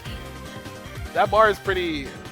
Slashback venue, Guildhouse. Thank you, Guildhouse, for having us here. Let's go, Guildhouse. Let's go, Guildhouse. Guildhouse. I love Guildhouse. All right, we're gonna stick with the ogre though. Yeah, I think it's good to just get like a little bit of a reset and to be like, okay, like what went wrong there, and try not to get. And I think the big thing on Silent is their core game plan is good, but 2GIG is just throwing in a couple of gimmicks here and there, which is what Azumi is very effective at doing. And just knowing how do I deal with them, or how do I deal with what 2GIG wants me bringing to the table. The up forward right there, though, able to give them a big confirm to lock Silent back down into the corner.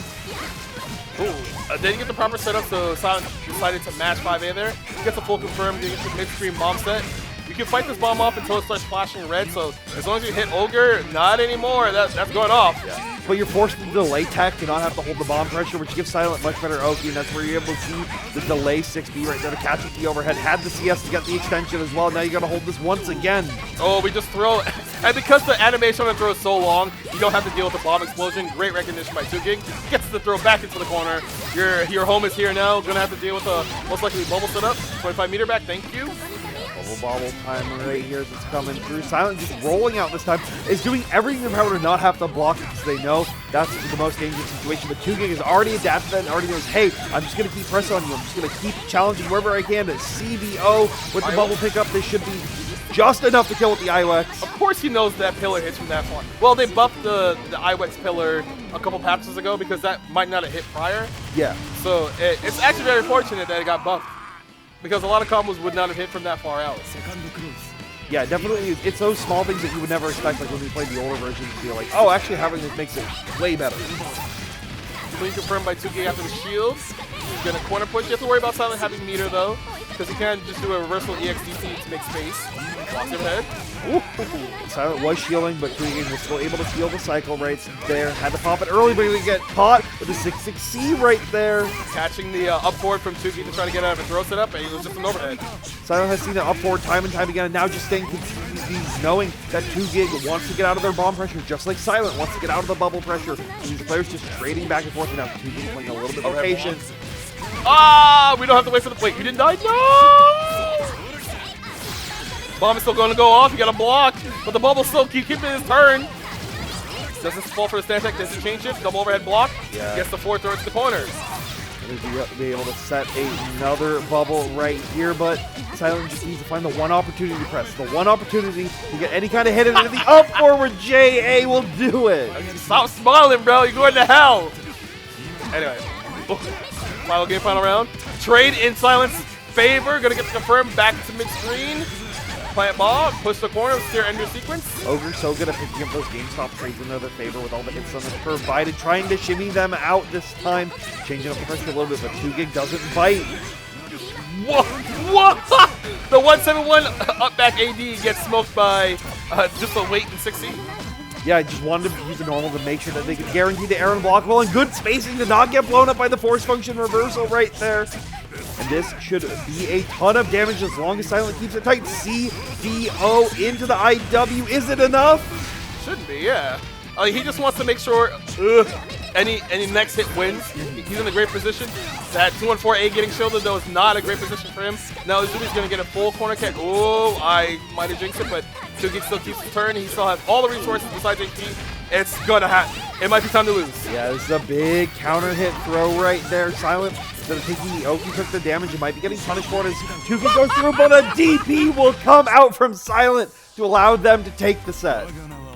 The fact that he bet with a reversal 623B means that he had the idea of if it got baited, he would still have one more chance. Yep. And he was counting on 2Gig to either drop the confirm from there and then still have another chance, or just believe in his defense. Texas!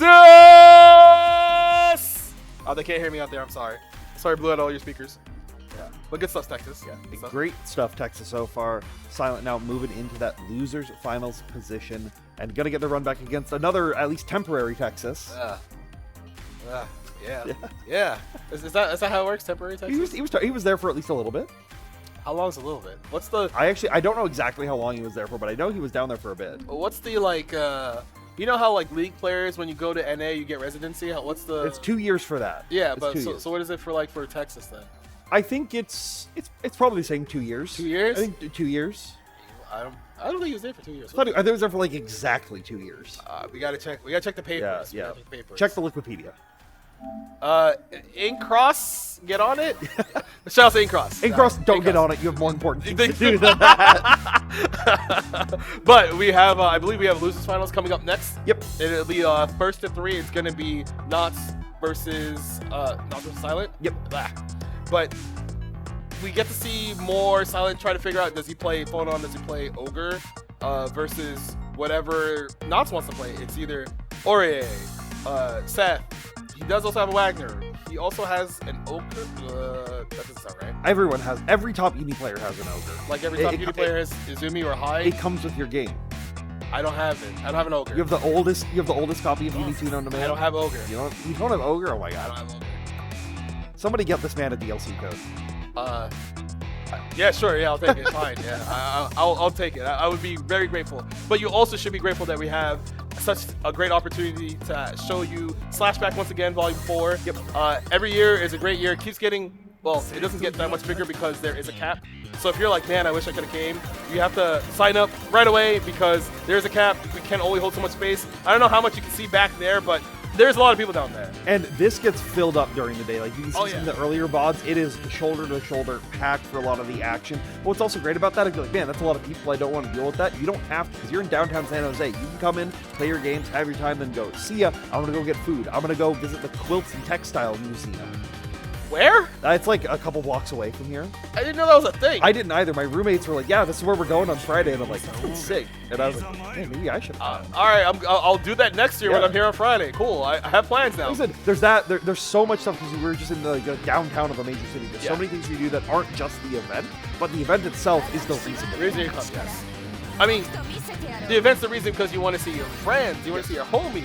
Like, the gameplay is great, but you want to connect with the people that you've met online or not seen in a very long. There's the Wagner. Yeah, I was thinking that we might see the Wagner come out, right? Just like Ogre and Aurier is kind of a little rough because both players will try to be playing at their own lariat ranges essentially with Divine Thrust and then the 2-1-4 series. But Knott's understanding that, knowing that they can be boxing him a little bit closer, knowing that they have a little bit better of a chance with that 5A that Wagner brings to the table.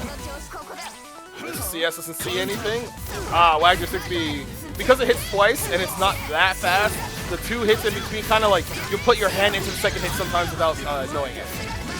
And it also just covers up so much of the screen right there. Like, Silent loves me using Rekka CS as an option to just gap close a little bit from their close range, but 6B will blow that up time and time again. Knott's also prioritizing shield buff in the 1 slot right here, wants to make sure that they have access to it whenever they can, because they'll need it. Potential overheads or some shield cars just like that, backing away, but the up back JC from Silent keeps him alive. Are we gonna get the side switch? Yes, we are.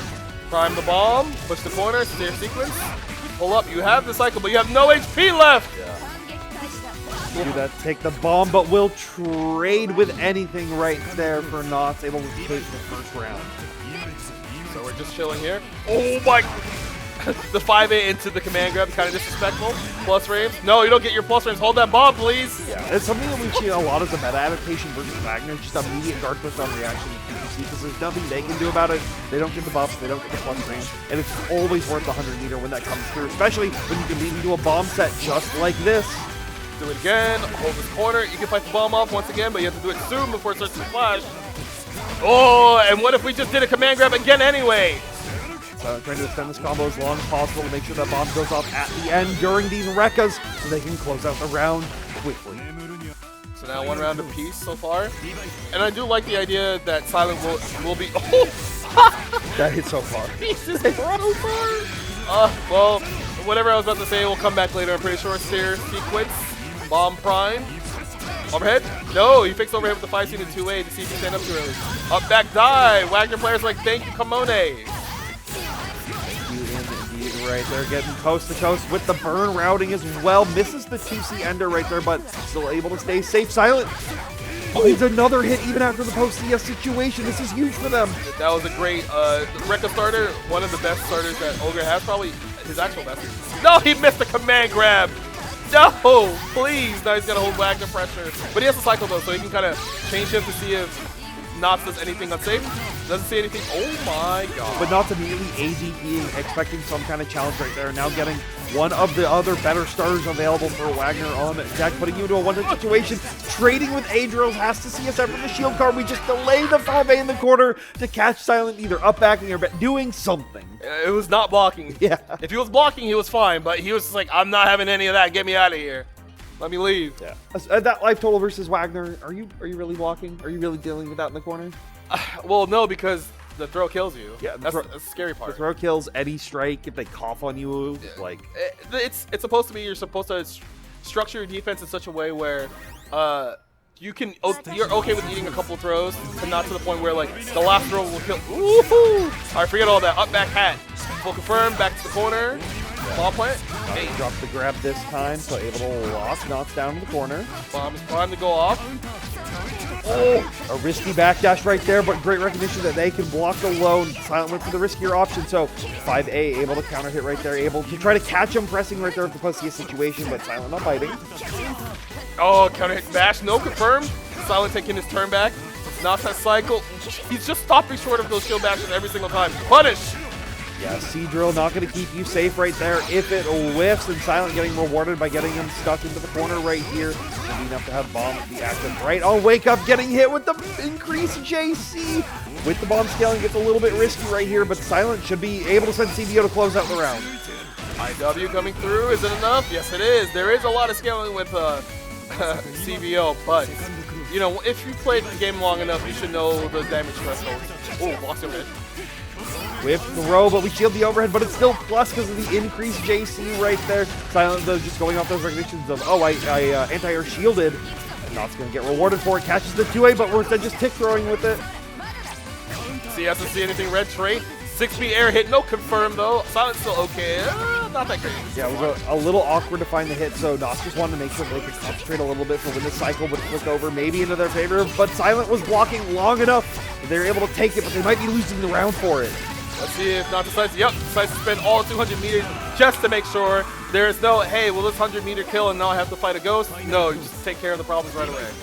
Especially like we said, how quickly this meter game has come back for all these players to be very effective. Like, Knox already at 4 blocks and grid very early into the cycle, but that will be going down as Silent finds another good low hit right there and able to use the 2BC to lock him down with the grab. Oh my god, Rekka starter. I actually like that round. I've never seen the TK hat there. Cut the combo a little bit short to make sure you get the bomb set in prime. Kind of stuck. Gets the throw. Animation lets make sure you don't have to deal with the explosion. But I just mashed 2-8. Wait, are you dead? No, surely you're, yeah. Okay. Because you need C-Bomb, you're going to get hit. If Silent had the cycle, he'd be dead here, but instead you have to hold the crazy mix. CDP going to get blown up with the bomb right at the very end, though. It's so funny because once he does that sequence to prime the bomb in such a way where you can't fight it off, well, hitting Ogre doesn't fight it off, Silent can just like walk at you, do nothing, and even if you hit him, the bomb goes off and it still makes it a counter hit in those situations. He gets a better confirm in most times, and you're just like, I guess I shouldn't press anything. I guess I should just eat the mix-up. Yeah. Which you probably should, sometimes. You shouldn't press all the time. Yeah, it's one of those that, like, it's the epitome of don't be in this situation. And if you got into this situation, I'm sorry. That's what Marvel players say. They say just don't be there. Yep. You use your movement, you use your positioning to make sure you're not in the precarious situation. Bomb is planted. But Ogre's all about putting you in that situation. Even went for quick bomb pop to try to catch Knox from doing a crazier option to get out of it. And is rewarded with the post-plus ring situation that comes from it. There ender sequence. Bomb is prime. He's doing tricks on it. Yeah. Yeah, Knott's delaying their pressure enough so that they're able to block even after the bomb and then challenging with that 5B, getting double buff install in the corner as well, but we're going to cash out with the shield start quickly to come up close with the immediate Rekka challenge here from Silent. You have all the meter and all the damage in the world to take that round. This is like the most I've seen him challenge with Rekka because if it just clean hits, it's a great starter. Counter hits, he has all the time in the world to do whatever. And if it trades, he still can do whatever. So it's usually not in a bad position for Silent to do Rekkas at those spaces. Yeah, it's been pretty safe. That 6B, though, is going to be unsafe as not finding the 2A to challenge appropriately in a little bit of the scramble. Gets sword buff as well in the corner. 6C and delayed force function blocked. Oh, all back charge. Jump C doesn't hit anything. Plus frames. Just decide to spray me to get him off. More delay pressure. Text the grab. Still has both of the buffs right here. Blocks the increased overhead. Silent, waiting for the DP to come out. Oh, it goes for the low. Gets a confirm. Already used the bounce. Probably going to get Celestial off of this confirm as well. Yes, he does. So that's going to plant the bomb. And this is very scary. Silent not use CS. Nox, though, is going to VO out and not have an opportunity to cash out with it, but that's fine. You still take the corner position. You still take the sword buff out here. What is Silent going to do to get out of this? Has a cycle. Yep. Tallies with the 5B. Overhead. Chain ship. Instant overhead gets blocked and it gets punished as well. Great recognition from Nox to know that situation will most likely happen because he thinks it will duck. Should be the end of the round, and it is. Yeah, that was a little scary not getting the extra damage that you can get from like 63A, 63C, but not very comfortable with Wagner knowing exactly how much damage that's going to deal in the situation. Great shield right there to reduce some of those plus frames and get your grid gauge built up. Oof, doesn't get hit by that record. 6B almost at tip range, but gets a dash C confirm. That's like max range increase force function confirm right there as well. Silent kind of just waiting for his turn. Doesn't want to get hit by any silly Wagner pressure. Yeah, missed the shield on the force function right there, so that allowed not to keep it going and allowed for these counter hit trades. This time the GameStop trade is going to be going into Nox's favor. Let's say we spend 100. Yes, we do. Both buffs. Silent has cycle, decides to use it, and just does a normal throw. Yeah, rips that DP though. Not going to try to run under, just going to try to steal the cycle if they can, but Silent still gets it. 6B will beat it all though. Max range 6B. That was that's one of those normals where if it whiffs, you kind of just explode because like Yep. there's so much recovery. But as long as they block it, you're just like, okay, cool. I can save this. I can get my pressure back. I don't have to worry about getting whip punished for any of it. Silent's just now like, all right, I kind of know what to do. Some of those scramble situations did favor him, but Nox is neutralizing a lot of those.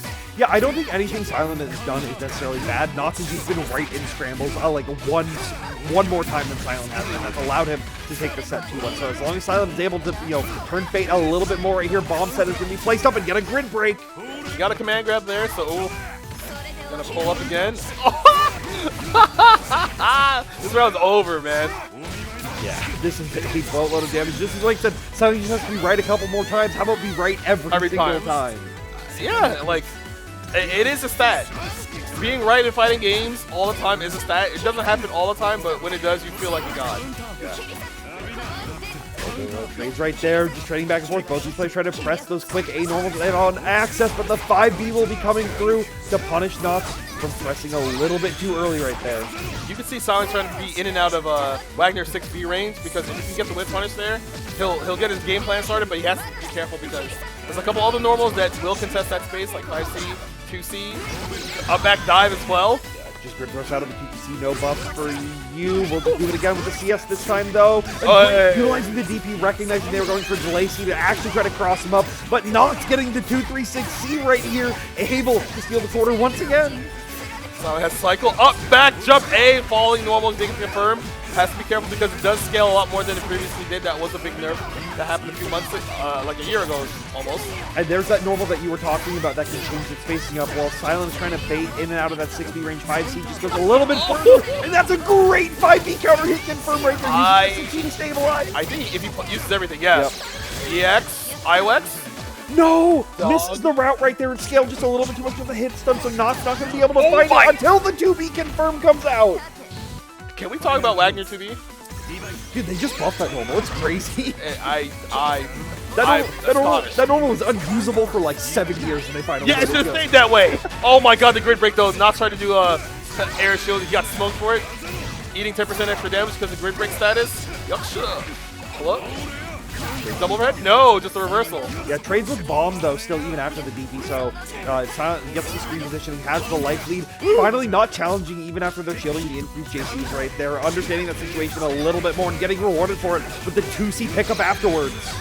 Goes for the EX bomb right away. One more interaction can make it 2-2 for Silent if he guesses right. Plus frames.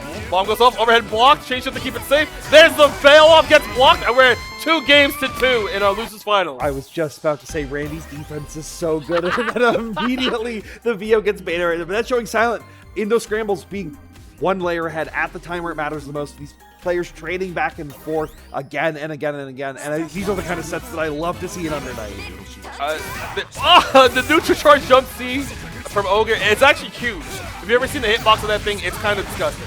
Well, they cover so many options that Wagner players will traditionally do in his early round circuit, especially if they want to be a little bit greedier with things like A drill, but not so. Doesn't let that get to them, and won't let that DP get to them either. Hopefully, is Silent able to keep their own turn. DP gets baited. That was nuts that Nox waited that long after he saw the special move usually gets used with 100 meters to say plus, and he just waited and he knew Silent would try to cheat his turn again. Go a little bit of delay strikes on there, trying to make sure that the grid cycle can go over to them in this next time as we shield through the 2-2 BC. Good blocks on all these overheads and challenging afterwards, knowing that Silent wants to be a little bit more respectful. There's the 6B again, trying to hold space. Nox has to... Ooh. I was going to say he has the positioning if he wants to go in, but Silent with the kinetic card. 5B retaliation. I wonder if he goes for the side swap or just the corner carry. It's going to be the side swap. Yeah. You can choose which corner you want to be on. This time, Nox wanting to stay over here. Good shield on the force function right there, but has to delay the force function, the drill follow up a little bit more, and Nox now sitting match point. I'm pretty sure Silent probably tried to shield DP and he didn't get it. That's why he got the crouch. So it might have been an input arrow. I guess a forward throw. Silent back towards the corner again, but matches to it to take a turn back. I love these 62 frame kills that come out from Nox. They're so good at catching people's tech timings a little bit right here, and that's a great pickup for Nox as well. Got both buffs in a great position. Doesn't fall for the fake overhead until low. Oh, we swing out. here. Keeps him mid-screen, though. Unfortunately, with that routing, not able to find it. 2-2-C gonna get baited on the guard thrust. We've seen that happen again and again and again, but this time, Knott's having the cycle, being ready for it and ready to deal with them. Silent, though, still has one chance. Green shield doesn't get grid broken. Two-way doesn't get it confirmed. Gets the command grab. Bomb is planted. 2C immediately dash B, and Knots moves on to grand finals to fight Big Black once again. Silent getting out of the tournament at 3rd place. Yeah, an excellent, excellent run, though. Like, that set was... That's one of those sets I'm going to think about for a while. It was just going on so back and forth. It's that kind of stuff that makes me want to keep looking at Uni, keep playing Uni, keep seeing this game go on. It's a good testament to the game when you can watch a tournament from probably 6 months ago and be like, hey, I forgot how this went. Let me go look at this. And you watch the whole VOD. You watch the whole 4 or 5 hour VOD. You might be doing something else on the side, but then at some duration, you just start getting invested. And all of a sudden, you're just like, wait, I've been watching this for like 3.5 hours. This game's pretty good. I'll just leave on random like stream VODs that people are running throughout. Like I might not even have it like, you know, I might have it muted while I'm focusing on something else that I'm working on. Then eventually I just end up like, oh, I'm just watching these people play Under Night for hours on it. That's the intriguing gameplay you can get when you pick up the game. I believe it's on sale.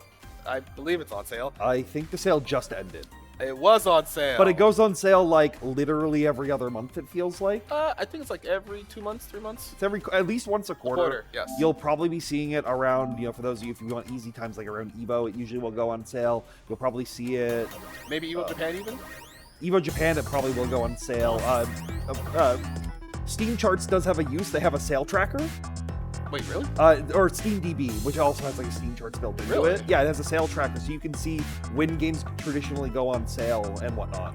I didn't know that. Okay. You can also see when it's like traditionally at its lowest. Usually Uni is very good about being at the same kind of discount. It's always about that 10 to 20% range. Right.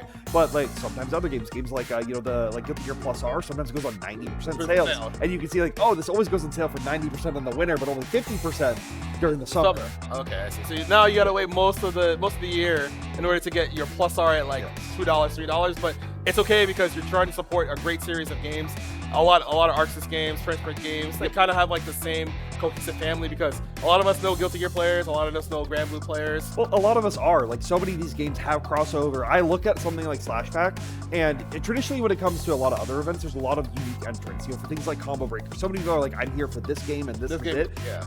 Like, I look at this, I'm like, oh, this guy's in Uni, Exerd, Grand Blue. This guy's in Uni Plus R. This person's in Uni, like Gundam. There's so many different things and so much crossover that happens, and that's part of the reasons why I like Slashback, and it's also why I think a lot of people come to it, because we all kind of know each other. It is a little bit of that West Coast family reunion. Yes. Because some people, they also like coming out to the West Coast and get to experience things like In-N-Out, because you don't have that on the other side of the country, because I know I don't have it. Am I allowed to say In-N-Out is only just all right on a NorCal stream? You can do whatever you want. I'm not here to stop you. I'm not your keeper. You know, whatever Tabby says, that's her prerogative. Yes. That is my prerogative. Like, I like being able to eat an affordable meal that tastes pretty good. It does taste pretty good. I don't like when NorCal is like, this is Californian food. I've got 20 minutes from my house in Oregon. Look! I'm only here for another like 12 hours or so. I want to get home safe. I'm not trying to get accosted by all of NorCal, okay? I'll handle NorCal for you.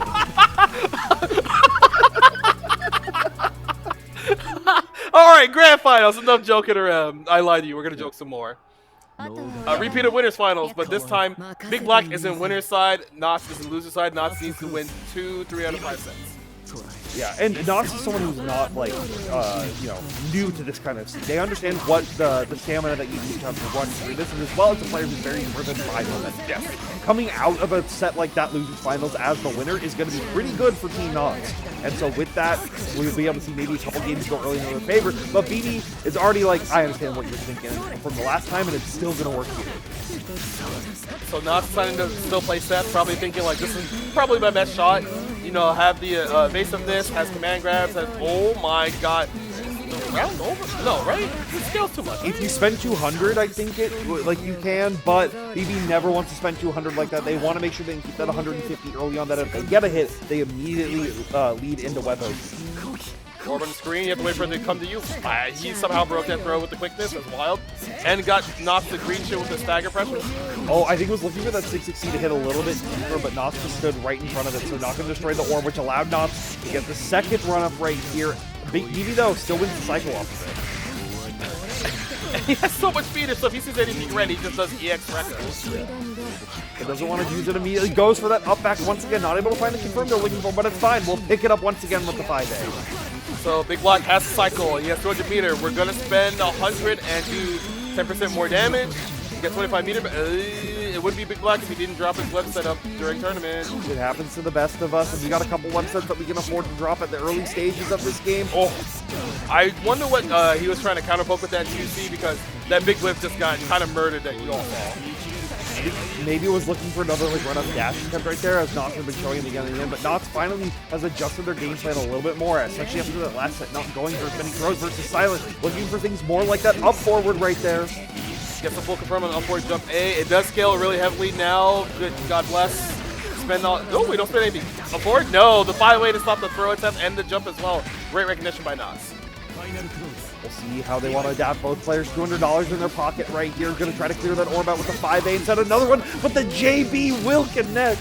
That is one of those things you can't really do freely in this matchup. Yakia can get into that airspace, press jump beat, get a full conversion, spend 100 meter. Wait a minute, why did he do so much damage without any other resource? Whatever, man. Anyway, we still have 2 webs in front of us. Now we only have 1 above us, so we got hit by the command grab. Once again, it's adding onto those layers of early, right? BB knows that this set can go long. If you make Knox start layering so many options of mental stack, you'll be able to find something to open him up right here. Good late stand block right there to clear out the Why does he have Celestial? He's the one who's attacking. They buffed blocking. He's slurping the grid with all those webs right there. Hey, slurping a little bit more right now. We don't do that here. We don't slurp. We're not slurping the grid? No, we're not doing that around here. We were raised not to slurp at the table. Oh, 5cc. But he's not Celestial. Check this guy. Yeah, hasn't spent any of it, just trying to shimmy, trying to play around it, knowing that they just want to make sure they can use any of these straight hits with the extra damage. All right. Okay, bro. Relax. It's game 1. Relax. Oh my God. Nasty. Well, it's taking that extra time. He knows that he needs to calm Knox's momentum down a little bit. So just doing things like that adds just a little bit more time. I'm being an instigator. Yeah. You gotta have a good guy and a bad guy, you think? I think that's how it works. So you're the bad cop in this situation, I'm good cop? Whoa, why are we cops? Yeah, that's true. Why are we cops? Hold on there. It's an expression. We need to change expressions. Okay. Language changes over time. Good commentator, aggressive comment? I don't know. I'm aggressive? How dare you? He was aggressive. Big Black is right here, taking those early presses into him, and once again, delaying these staggers, trying to catch Knox from getting out of this corner, because they know that's been like the way that they've lost so many of these rounds, being stuck in here over and over again, but BB wants to keep you locked down. So still 2 webs left. Knox trying to get out, get some space, so he has to deal with both of them. Oh, he still lost his turn when he did that, blocked the web, but he presses 5C, gets the confirm, back into the corner. Let's see if he jumps 100 meters to get an orb set up afterwards. Yeah, definitely going to be able to get orb set with the 623C ender right there. Has to see us as well to lead into something crazy. Trying to catch BB's habits, but BB always willing to down back so many times. Not has Celestial. He's got to be a little bit careful though, because I feel like he just mind control BB. All right, cool. That's an easy thing you can do. Well, you've been seeing BB want to clear out these orbs so often again and again, right? But now taking that spacing and sending those orbs a little bit further out, staying a little bit further away from them, is going to allow you to find those big counter pokes and find situations just like this that Knox can try to take a lead once again. It is kind of hard. Whoa, he's just swinging. He listened to Brett and Brett a long time ago said 5cc was broken, and I believe him. I've always believed him since then. It's been a long time. It's such a good fuzzy like Abari option, right? You see it with other characters that have similar, like One Direct F5B, stuff like that. It's such a good tool to use. And Knox has been showing with full effect once again, utilizing that 5cc for a confirm right there. Gonna corner carry, spend 100, win the cycle, hopefully. Yeah, cycle's fine. Yeah, cool. That's alright. So now BB, he's gonna do his best to fight this out. He can just down back forever, but he also has to be worried about not just doing command grabs. Good dash block up the corner. He tech that grab somehow. He's gonna win Celestial. Come on, man. Checking that just allowed him to secure. You saw Knots just like really give up the cycle at that point. Be like, okay, let me try to do something else. Let me try to do up, forward, and JA just like that. Like you're saying, got scaled a little bit more in here, but it's going to remove a lot of that grid gauge away from Big Black, so you're not going to get full reward off of everything, and you're going to get more OP right here for $29.99. Wait, what? What? The game was on sale for $29.99? Is that fair? Whatever, we'll keep going. You can't throw out a number like that. Ah! This is 3C because he knew that Nas was trying to like jump after setting off the orb. Now we're going to be back to the corner. We have Vorpal 200 meter, 25 back because we had Vorpal. And we still have a lot of time to win this round, honestly. 18 seconds is not... I got it. This is something I love with BB. It was we saw him start implementing web teleport a lot more earlier in the year, but you have to be very careful now at this 5 seconds. If Knots is able to find one big hit, but you just need to keep this gap list. Wait, why did he do 2-2-C and not 2-3-6-C? Maybe it was a misinput or something of trying to come out. Like I'm not sure because I feel like 2-3-6-C would have been the option. Oh, it could have been a buffer thing. Maybe he did down too much, and then he did down 2-3-6, and it might have still read down first. Yeah, it's got to be something like that, or like. It's always can get a little scrambly right here, but BB not letting that get to them. Knots though will tie it up 1-1 though in the grand finals. Oh, just assaulting all the way forward from full straight. Trying to just keep it turn. Whoa! Alright, we take those for Knots. Yeah, you gotta take them like wherever you can in this kind of matchup. Like with how defensive BB has been, if you can find those little bit of a crazier hits and opportunities that would lead you into maybe some good throw situations. But BB has gotten a read on Knots' throw habits. You really need to start delaying your strikes a little bit more. But 100, you have to worry a little. Actually, not really, because once this is over, Knox should have to. He tried to 2C. He tried to 2C because he was like, oh, he's gonna press like a delay button on me, so I'll just hit him first. But BB just knew what button to press when. Got a red beat off it as well, so it wasn't, you know, like the full that they were looking for, but Knox just staying patient, utilizing that CS to back off a little bit further, trying to delay, even seeing just delay 5C, then going to run. I'm not trying to immediately 5CC, but we'll use the slight delay on the 5B right there to be able to flip to the other side and catch him out of the sky. How does he know?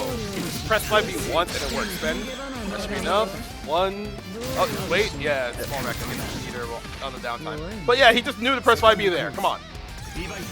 Look, that is the secret to Big Black. He just knows when to press, when it matters the most. 6C coming out, trying to catch Knots on attack. Good check out the yellow throw though. More daggers coming through. Knots wins the cycle, but BB still just being aggressive, trying to make sure he doesn't get any use out of that. There's the EXDT from Knots. Gets a knockdown, pushed in the corner. Gotta be a little bit careful on defense. Yeah, because BB will start pressing a little bit more when he's trying to run up on him. And he won the cycle now. Okay, cool. Oh, it keeps happening. Oh my god. Knox was getting a little too crazy in the air, and BB just knew that they had to be a little bit patient. We saw that 3C anti-air come out a lot in the earlier portions of this set, so he's just keeping that tool always on deck and making sure that Knox knows he is something that has to be worried about. We'll see fastball come through, but then we'll see 3C once again trying to catch for another up forward or something. And he won the cycle off of those shields after he already spent it too, which is insane. So now he's poised to win this next cycle as long as what? Alright, man. He's kind of nasty. He just knows. Just knows. He's a knower. We've seen Knots like dash walk in that situation, or try to press a button into it, like that 5C, or up forward. That 5B just covers all of those options very safely. The only thing it does is if Knots, or if Knots does nothing right there. But once again, it's a situation that you want to get out of. You don't want to have to be blocking anything. Knots want to be a little more aggressive, but has to save it for this round as BB is trying to close this out within the first set of grand finals. BB slash cycle, even though Knots has a lot of grid, as long as he doesn't fall back too far, walk back, get any green shields, he'll be okay. No, he's not okay. He got hit by dash speed. He will win the cycle as some consolation prize, but he won't eat a evil web setup. Maybe? Let's see. Oh, he does anyway. Yeah. BB spends the meter because he has a little bit more from the transfer stage. There's a 2C again.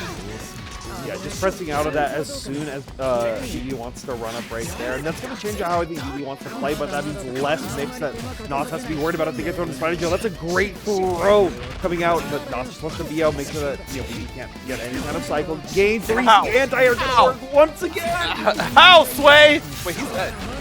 Yeah, he's just probably going to CS maybe spend a high.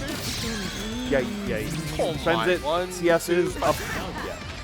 And now, Big Black is one round away from winning Slashback Volume 4. Has a 160-meter deficit right now as well. No, might come back quickly. Knots can find the opportunity to get a couple hits. BB will be able to lead any hit into that set play. 5B finally missing right there as Knots can delay JD hit. Now he's going to get corner carry. Knots is going to have 100 meter. Let's see if he decides to spend or just do a normal orb set. Spends. He's going to get a good orb set and he has a cycle. Command grab is a little bit scary. Oh, we got the yellow grab all that set up there. High CC match. Up, back, jump B, and it auto-corrected with a jump CC afterwards. He just knows, folks. Black looking like a knower right here, setting up the web. 1, 2, because we've already got one on the ground. This one isn't roll safe though, so Knots can try to be a little bit risky, but instead will guard first out of the web as BB was pressing into it, knowing that they would want to shift to a more style game plan. You already see Knots trying to space out of that 3C, trying to space out of 5, but immediately goes back into that layer with the up forward JA. So now the idea is, does Big Black always have the read with the 3C there? Does he win the cycle off the counter? Yes, he does. Yeah. He uses the chain shift immediately. Oh my god, he didn't punish the dash B whiff. And now you can see BB constantly walking back, trying to use his big normals. Changing the game plan ever so slightly. Even BB ducking when they think the JA is going to be coming out now just to stay out of it. Does have Celestial, but not able to find the pickup off that. Needs to do something here. Oh my goodness. Gets the clean hit. 14 seconds left on the clock, doing 20% damage throughout all of this. He can extend this as long as he can. He decides to chain shift. He has 200 meters. Longest combo possible, fam. Yeah, 3 spider jails right here. You won't get a 4th, but you will get steer into IW. And I think this might be just enough. Right at the very end here, Big Black is able to take the set. And Big Black wins Slashback Volume number 4 for Uni 2. In pretty dominating fashion, I might say. Look, so it was those first 2 games in the winners finals versus Knox. So it was like, oh no, maybe Knox has his number. But Big Black's, I understand it now. I understood that reference. Okay, yes, you're right. He was able to space a lot more. Delay 3C, immediate 5B, delay 5B, just catch Knots trying to take to the air or, do like a slight stagger, but those 3Cs were just like a little bit more preemptive, and because there's a 3C starter, just so much damage. Yeah, it's a ton of damage. And then you were seeing Knots try to adjust their game plan right at the very end. Okay, how do I stop this? But BB was immediately able to react in time, but without changing their game plan too much. That when Knots did shift back in that layer and try to catch him, it didn't end up working. Yes. So amazing stuff. The Big Black, very strong player, as everyone should know by now already. If you're like, hey, who's the best Byakuya I can look up? It's that guy right there. Yep. It's him. And it's always been him for the longest time. The Clear Lamp AI, the robot has taken over the man. Oh, that was like years ago at this point. Years ago at this point. But BB showing still like, hey, no matter what, I am the strongest Byakuya. And is the strongest player in the room today, being your Slashback Volume 4 champion. Yes. Great stuff. Hopefully we get to see them at Combo Breaker. Hopefully. Because I feel like almost everyone's going to Combo Breaker because, speaking of events that are community ran, there is going to be a Climax of Night / Combo Breaker collab. One of the stages is just going to be Fresh Bread Games. So if you're like, hey, where do I get to see Under Night, both Melty Bloods, DFCI, there might be something else I'm not sure yet, but that'll be told to us at Combo Breaker this year. And then as well as I think that stage, I believe it's that stage, will also be doing the, his Grid Break is going to be. Oh, right. So I think that stage will probably end up having it. But there's going to be a ton of uni action happening at that event. But there's also a bunch of smaller events happening throughout the months between now and Combo Breaker, as well as throughout the year. Unfortunately, we're not AWT this year, right? It sucks, but like has been said, it's business as usual. This is going to be very easy for us. We've been here before, and we'll be able to keep it going with events like Slashback, with events like Chain Shift that are coming up. There's a lot of really cool grassroots things happening for Uni, and if you think this is your first time seeing the game, and you're like, wow, this game's cool, please pick it up, please play it. Or watch more of it first and then figure out how to do it, or wait for the sale. We're not pressuring you, we're just giving you an idea of what you want to do. What you should do. You should go to your locals and then try it out there. There you go. You can try it out at your locals after, you go to your local, you pay like $10 to get into the local. You don't say you want to play in tournament, you just want to play casuals. Yep. You can play the game for free at casuals, then ask your local community hey, how did this come to be? Yep. You become more into it, your local, and then you get to go to an event like this. Yep. I've watched players go from like very nervous and shy, like young kids, over the course of these past couple years, and it's through being like, man, I'm really interested in this game, whether that's Uni, whether that's something else, and then now they're flying out to majors. I've known this to get a little inside baseball a little bit. TJ Brown, the Testament player, I've known them for like 2 decades. I used to play cards with them back in the day. Christ. Yeah, and they were like, I was one of the people, or they were asking me about fighting games. Like, yeah, we got locals and stuff, and then they become one of the best Testament players in North America just because they were grinding plus R because they enjoyed that. That can be you if you are able to put in the time and the effort and the energy that's needed to get to the point. But you should go to your locals anyway. Yeah, go to your local. It's a great time where you're just like, man, I don't have anything to do, but I want to play fighting games. Yep. That's what your local is for. And like all those people that you might know online first and you have never met in person, again, that's what your local is for. Mm-hmm. So it's a great time to like actually put faces to names, get to know each other better. There's also lifelong friends you meet because I've known Tabby since like 2017. No. Only like it's been 5 years. But it's been 5 years. I've only started going to stuff. Con 4 was my first major. We have an award ceremony. You guys have to go look at. We'll talk about this afterwards. So go to the award ceremony. We'll be right back afterwards.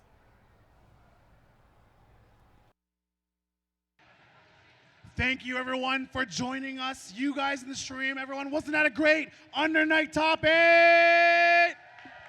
I need you to cheer so everyone in here can hear you. Was that a great Under Night Top 8? Now we have one more thing to do, and I have no doubts but to send it to the man who deserves to call it the best, Brett! All right. That was a crazy top 8 as always. Uni 2, hell of a game. But let's introduce your top 8 competitors here. What a crazy bracket. In 7th, make some noise for Jade.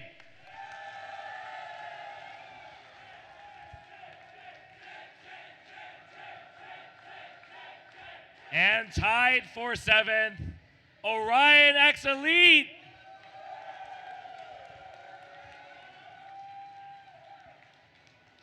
In 5th place, Mario.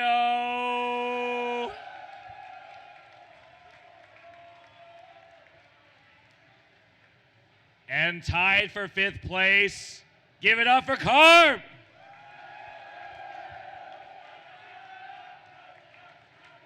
In 4th place, we still claim him as NorCal, 2 GB combo.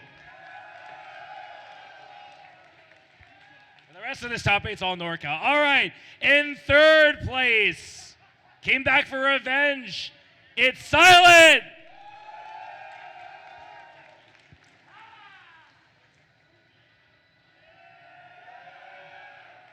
In 2nd place, the Slashback power-up is super real, but it was not good enough today. Make some noise for Randy. I should say her handle, but yeah. What's this guy's name again? Oh, yeah, Knots. All right, and in 1st place, your Under Night 2 Grand Champion for Slashback 2026. Make some noise for Big Black.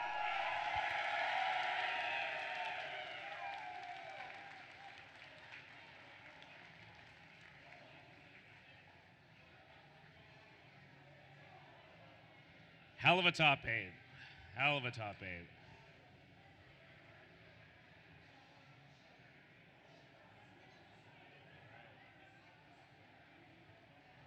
Let him flex.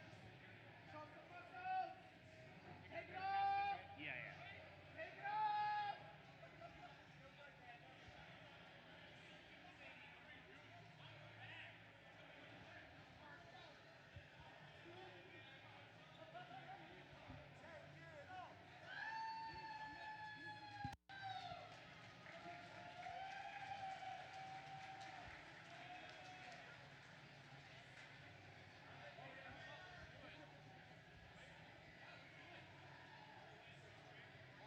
I have no clue. What are we waiting for? No, so, well, you guys can go ahead and take your photos now. Take your photos now.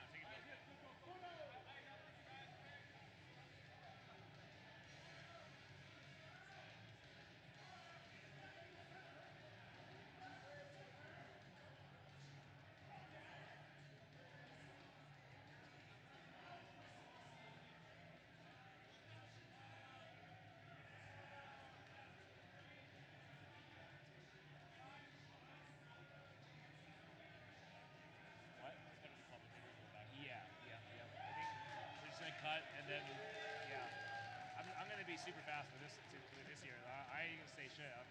I'm like, it's late. It's late, and yeah.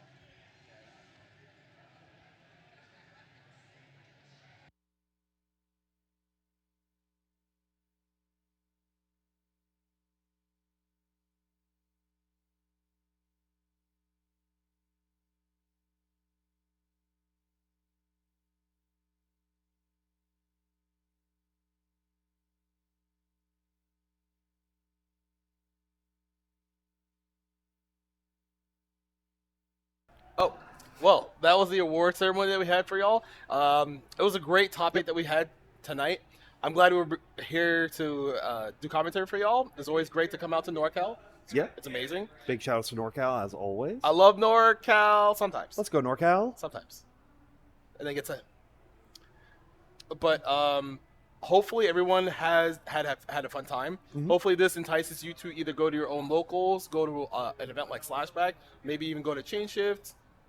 Climax, the Climax Night replacement that will be happening sometime this year. We'll get details for that after Combo Breaker. So, watch Combo Breaker if you're involved. And there are other events like Tabby might be running in the near future, right? Yeah, we have something that's to be announced. I mean, I can basically talk about it because Are you we've been sure? yeah, it's my event. I can talk about Oh, whatever I okay. want. We'll have something happening in the Pacific Northwest for Uni in Seattle. It's going to be happening on July 22nd.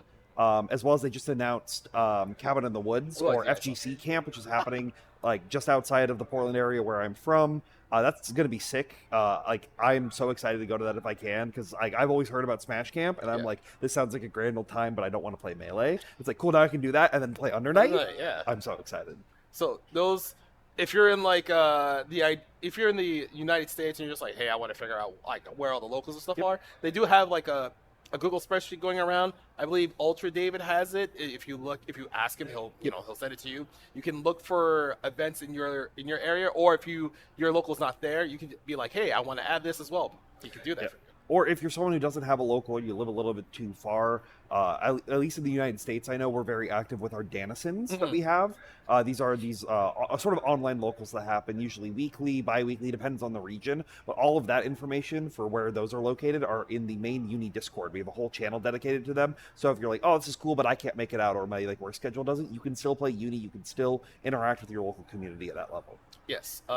I as somehow am part of that leadership group. I don't know. I run the Northeast version, so it's like a lot of the states within the Northeast of the United States. So if you're like, hey, I'm from Connecticut, you can be a part of that. We run it 4 times a week right now. So if you want to play online but you don't want to sit in ranked, you can do that. You'll have a ranking mode where you can be placed against other players. You might get some sort of nice prize, like a commission for your character and your art. It's a very nice motivation for a lot of people.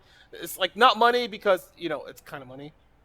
But yeah, as well as for like PNW, we have stuff going all the way out to Colorado and the Utah area, so it's not just us located up in the Pacific Northwest, but there's a lot of awesome things happening both online and offline, and you should really check them out. Once again, shout outs to Ghost, shout outs to Grid Break that's happening during these coming weeks. But yeah, thank you all for coming through for the Uni 2 Top 8 here at Slashback. I think Brett's got a couple words to say to us, so I think that's going to be doing it here for us on the booth. Yeah, to Tabby, thank you here. Thank you for joining me here tonight. Everybody else, make sure you say thank you to Brett either in the stream chat or through Twitter or whatever social media you use. Make sure you say thank you, Brett. So we're gonna go through it to him now. All right. Thank you guys so much. Big shout outs to our commentators for that top 8. All right. I'm going to be really fast with this shit because there's still games going on. Want people to have a good time. So just want to say one more time, thank you guys so much for showing up. Really means a lot. Yeah, make some more noise. All right, yeah. Just a couple quick shout outs, okay? Let's make some noise for all of our volunteers and staff for making this shit happen.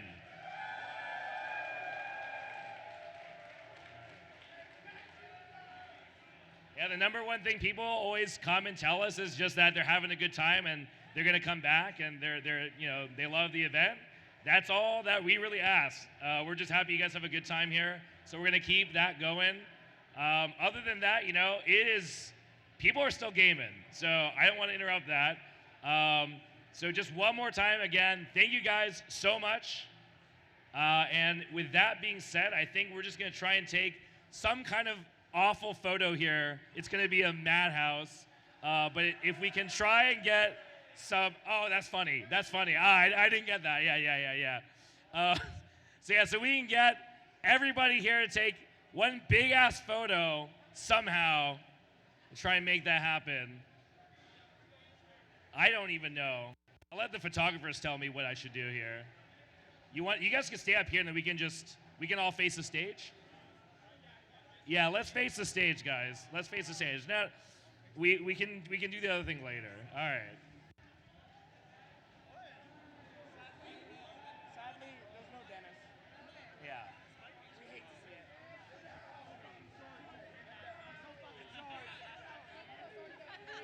I'm sitting down. Everyone's...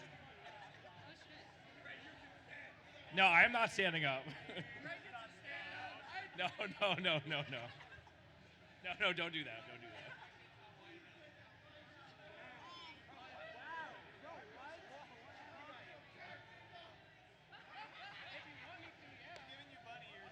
All right, you guys are good? Let me know when you guys are good. We're making this hard on them. We're going to say Slashback. Wait.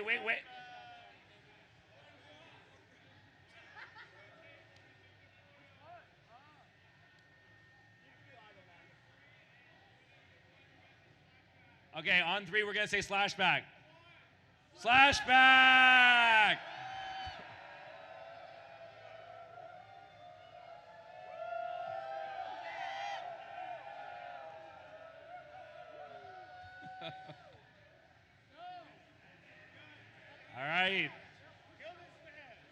All right. Also, before I forget, he can't be here because he had to leave early, but just want to give a big shout out to Dennis, who is not here right now, but he's the GOAT. He's the GOAT. Send the clip to Dennis. Send that clip to Dennis. Clip it. All right, and then the last thing before I'm going to release you guys, we have a credits video. You don't have to watch if you don't want to, but that is the easiest way for us to say thank you to everybody who has made this happen. So one more time, give yourselves a big round of applause for making this happen. Every single person here.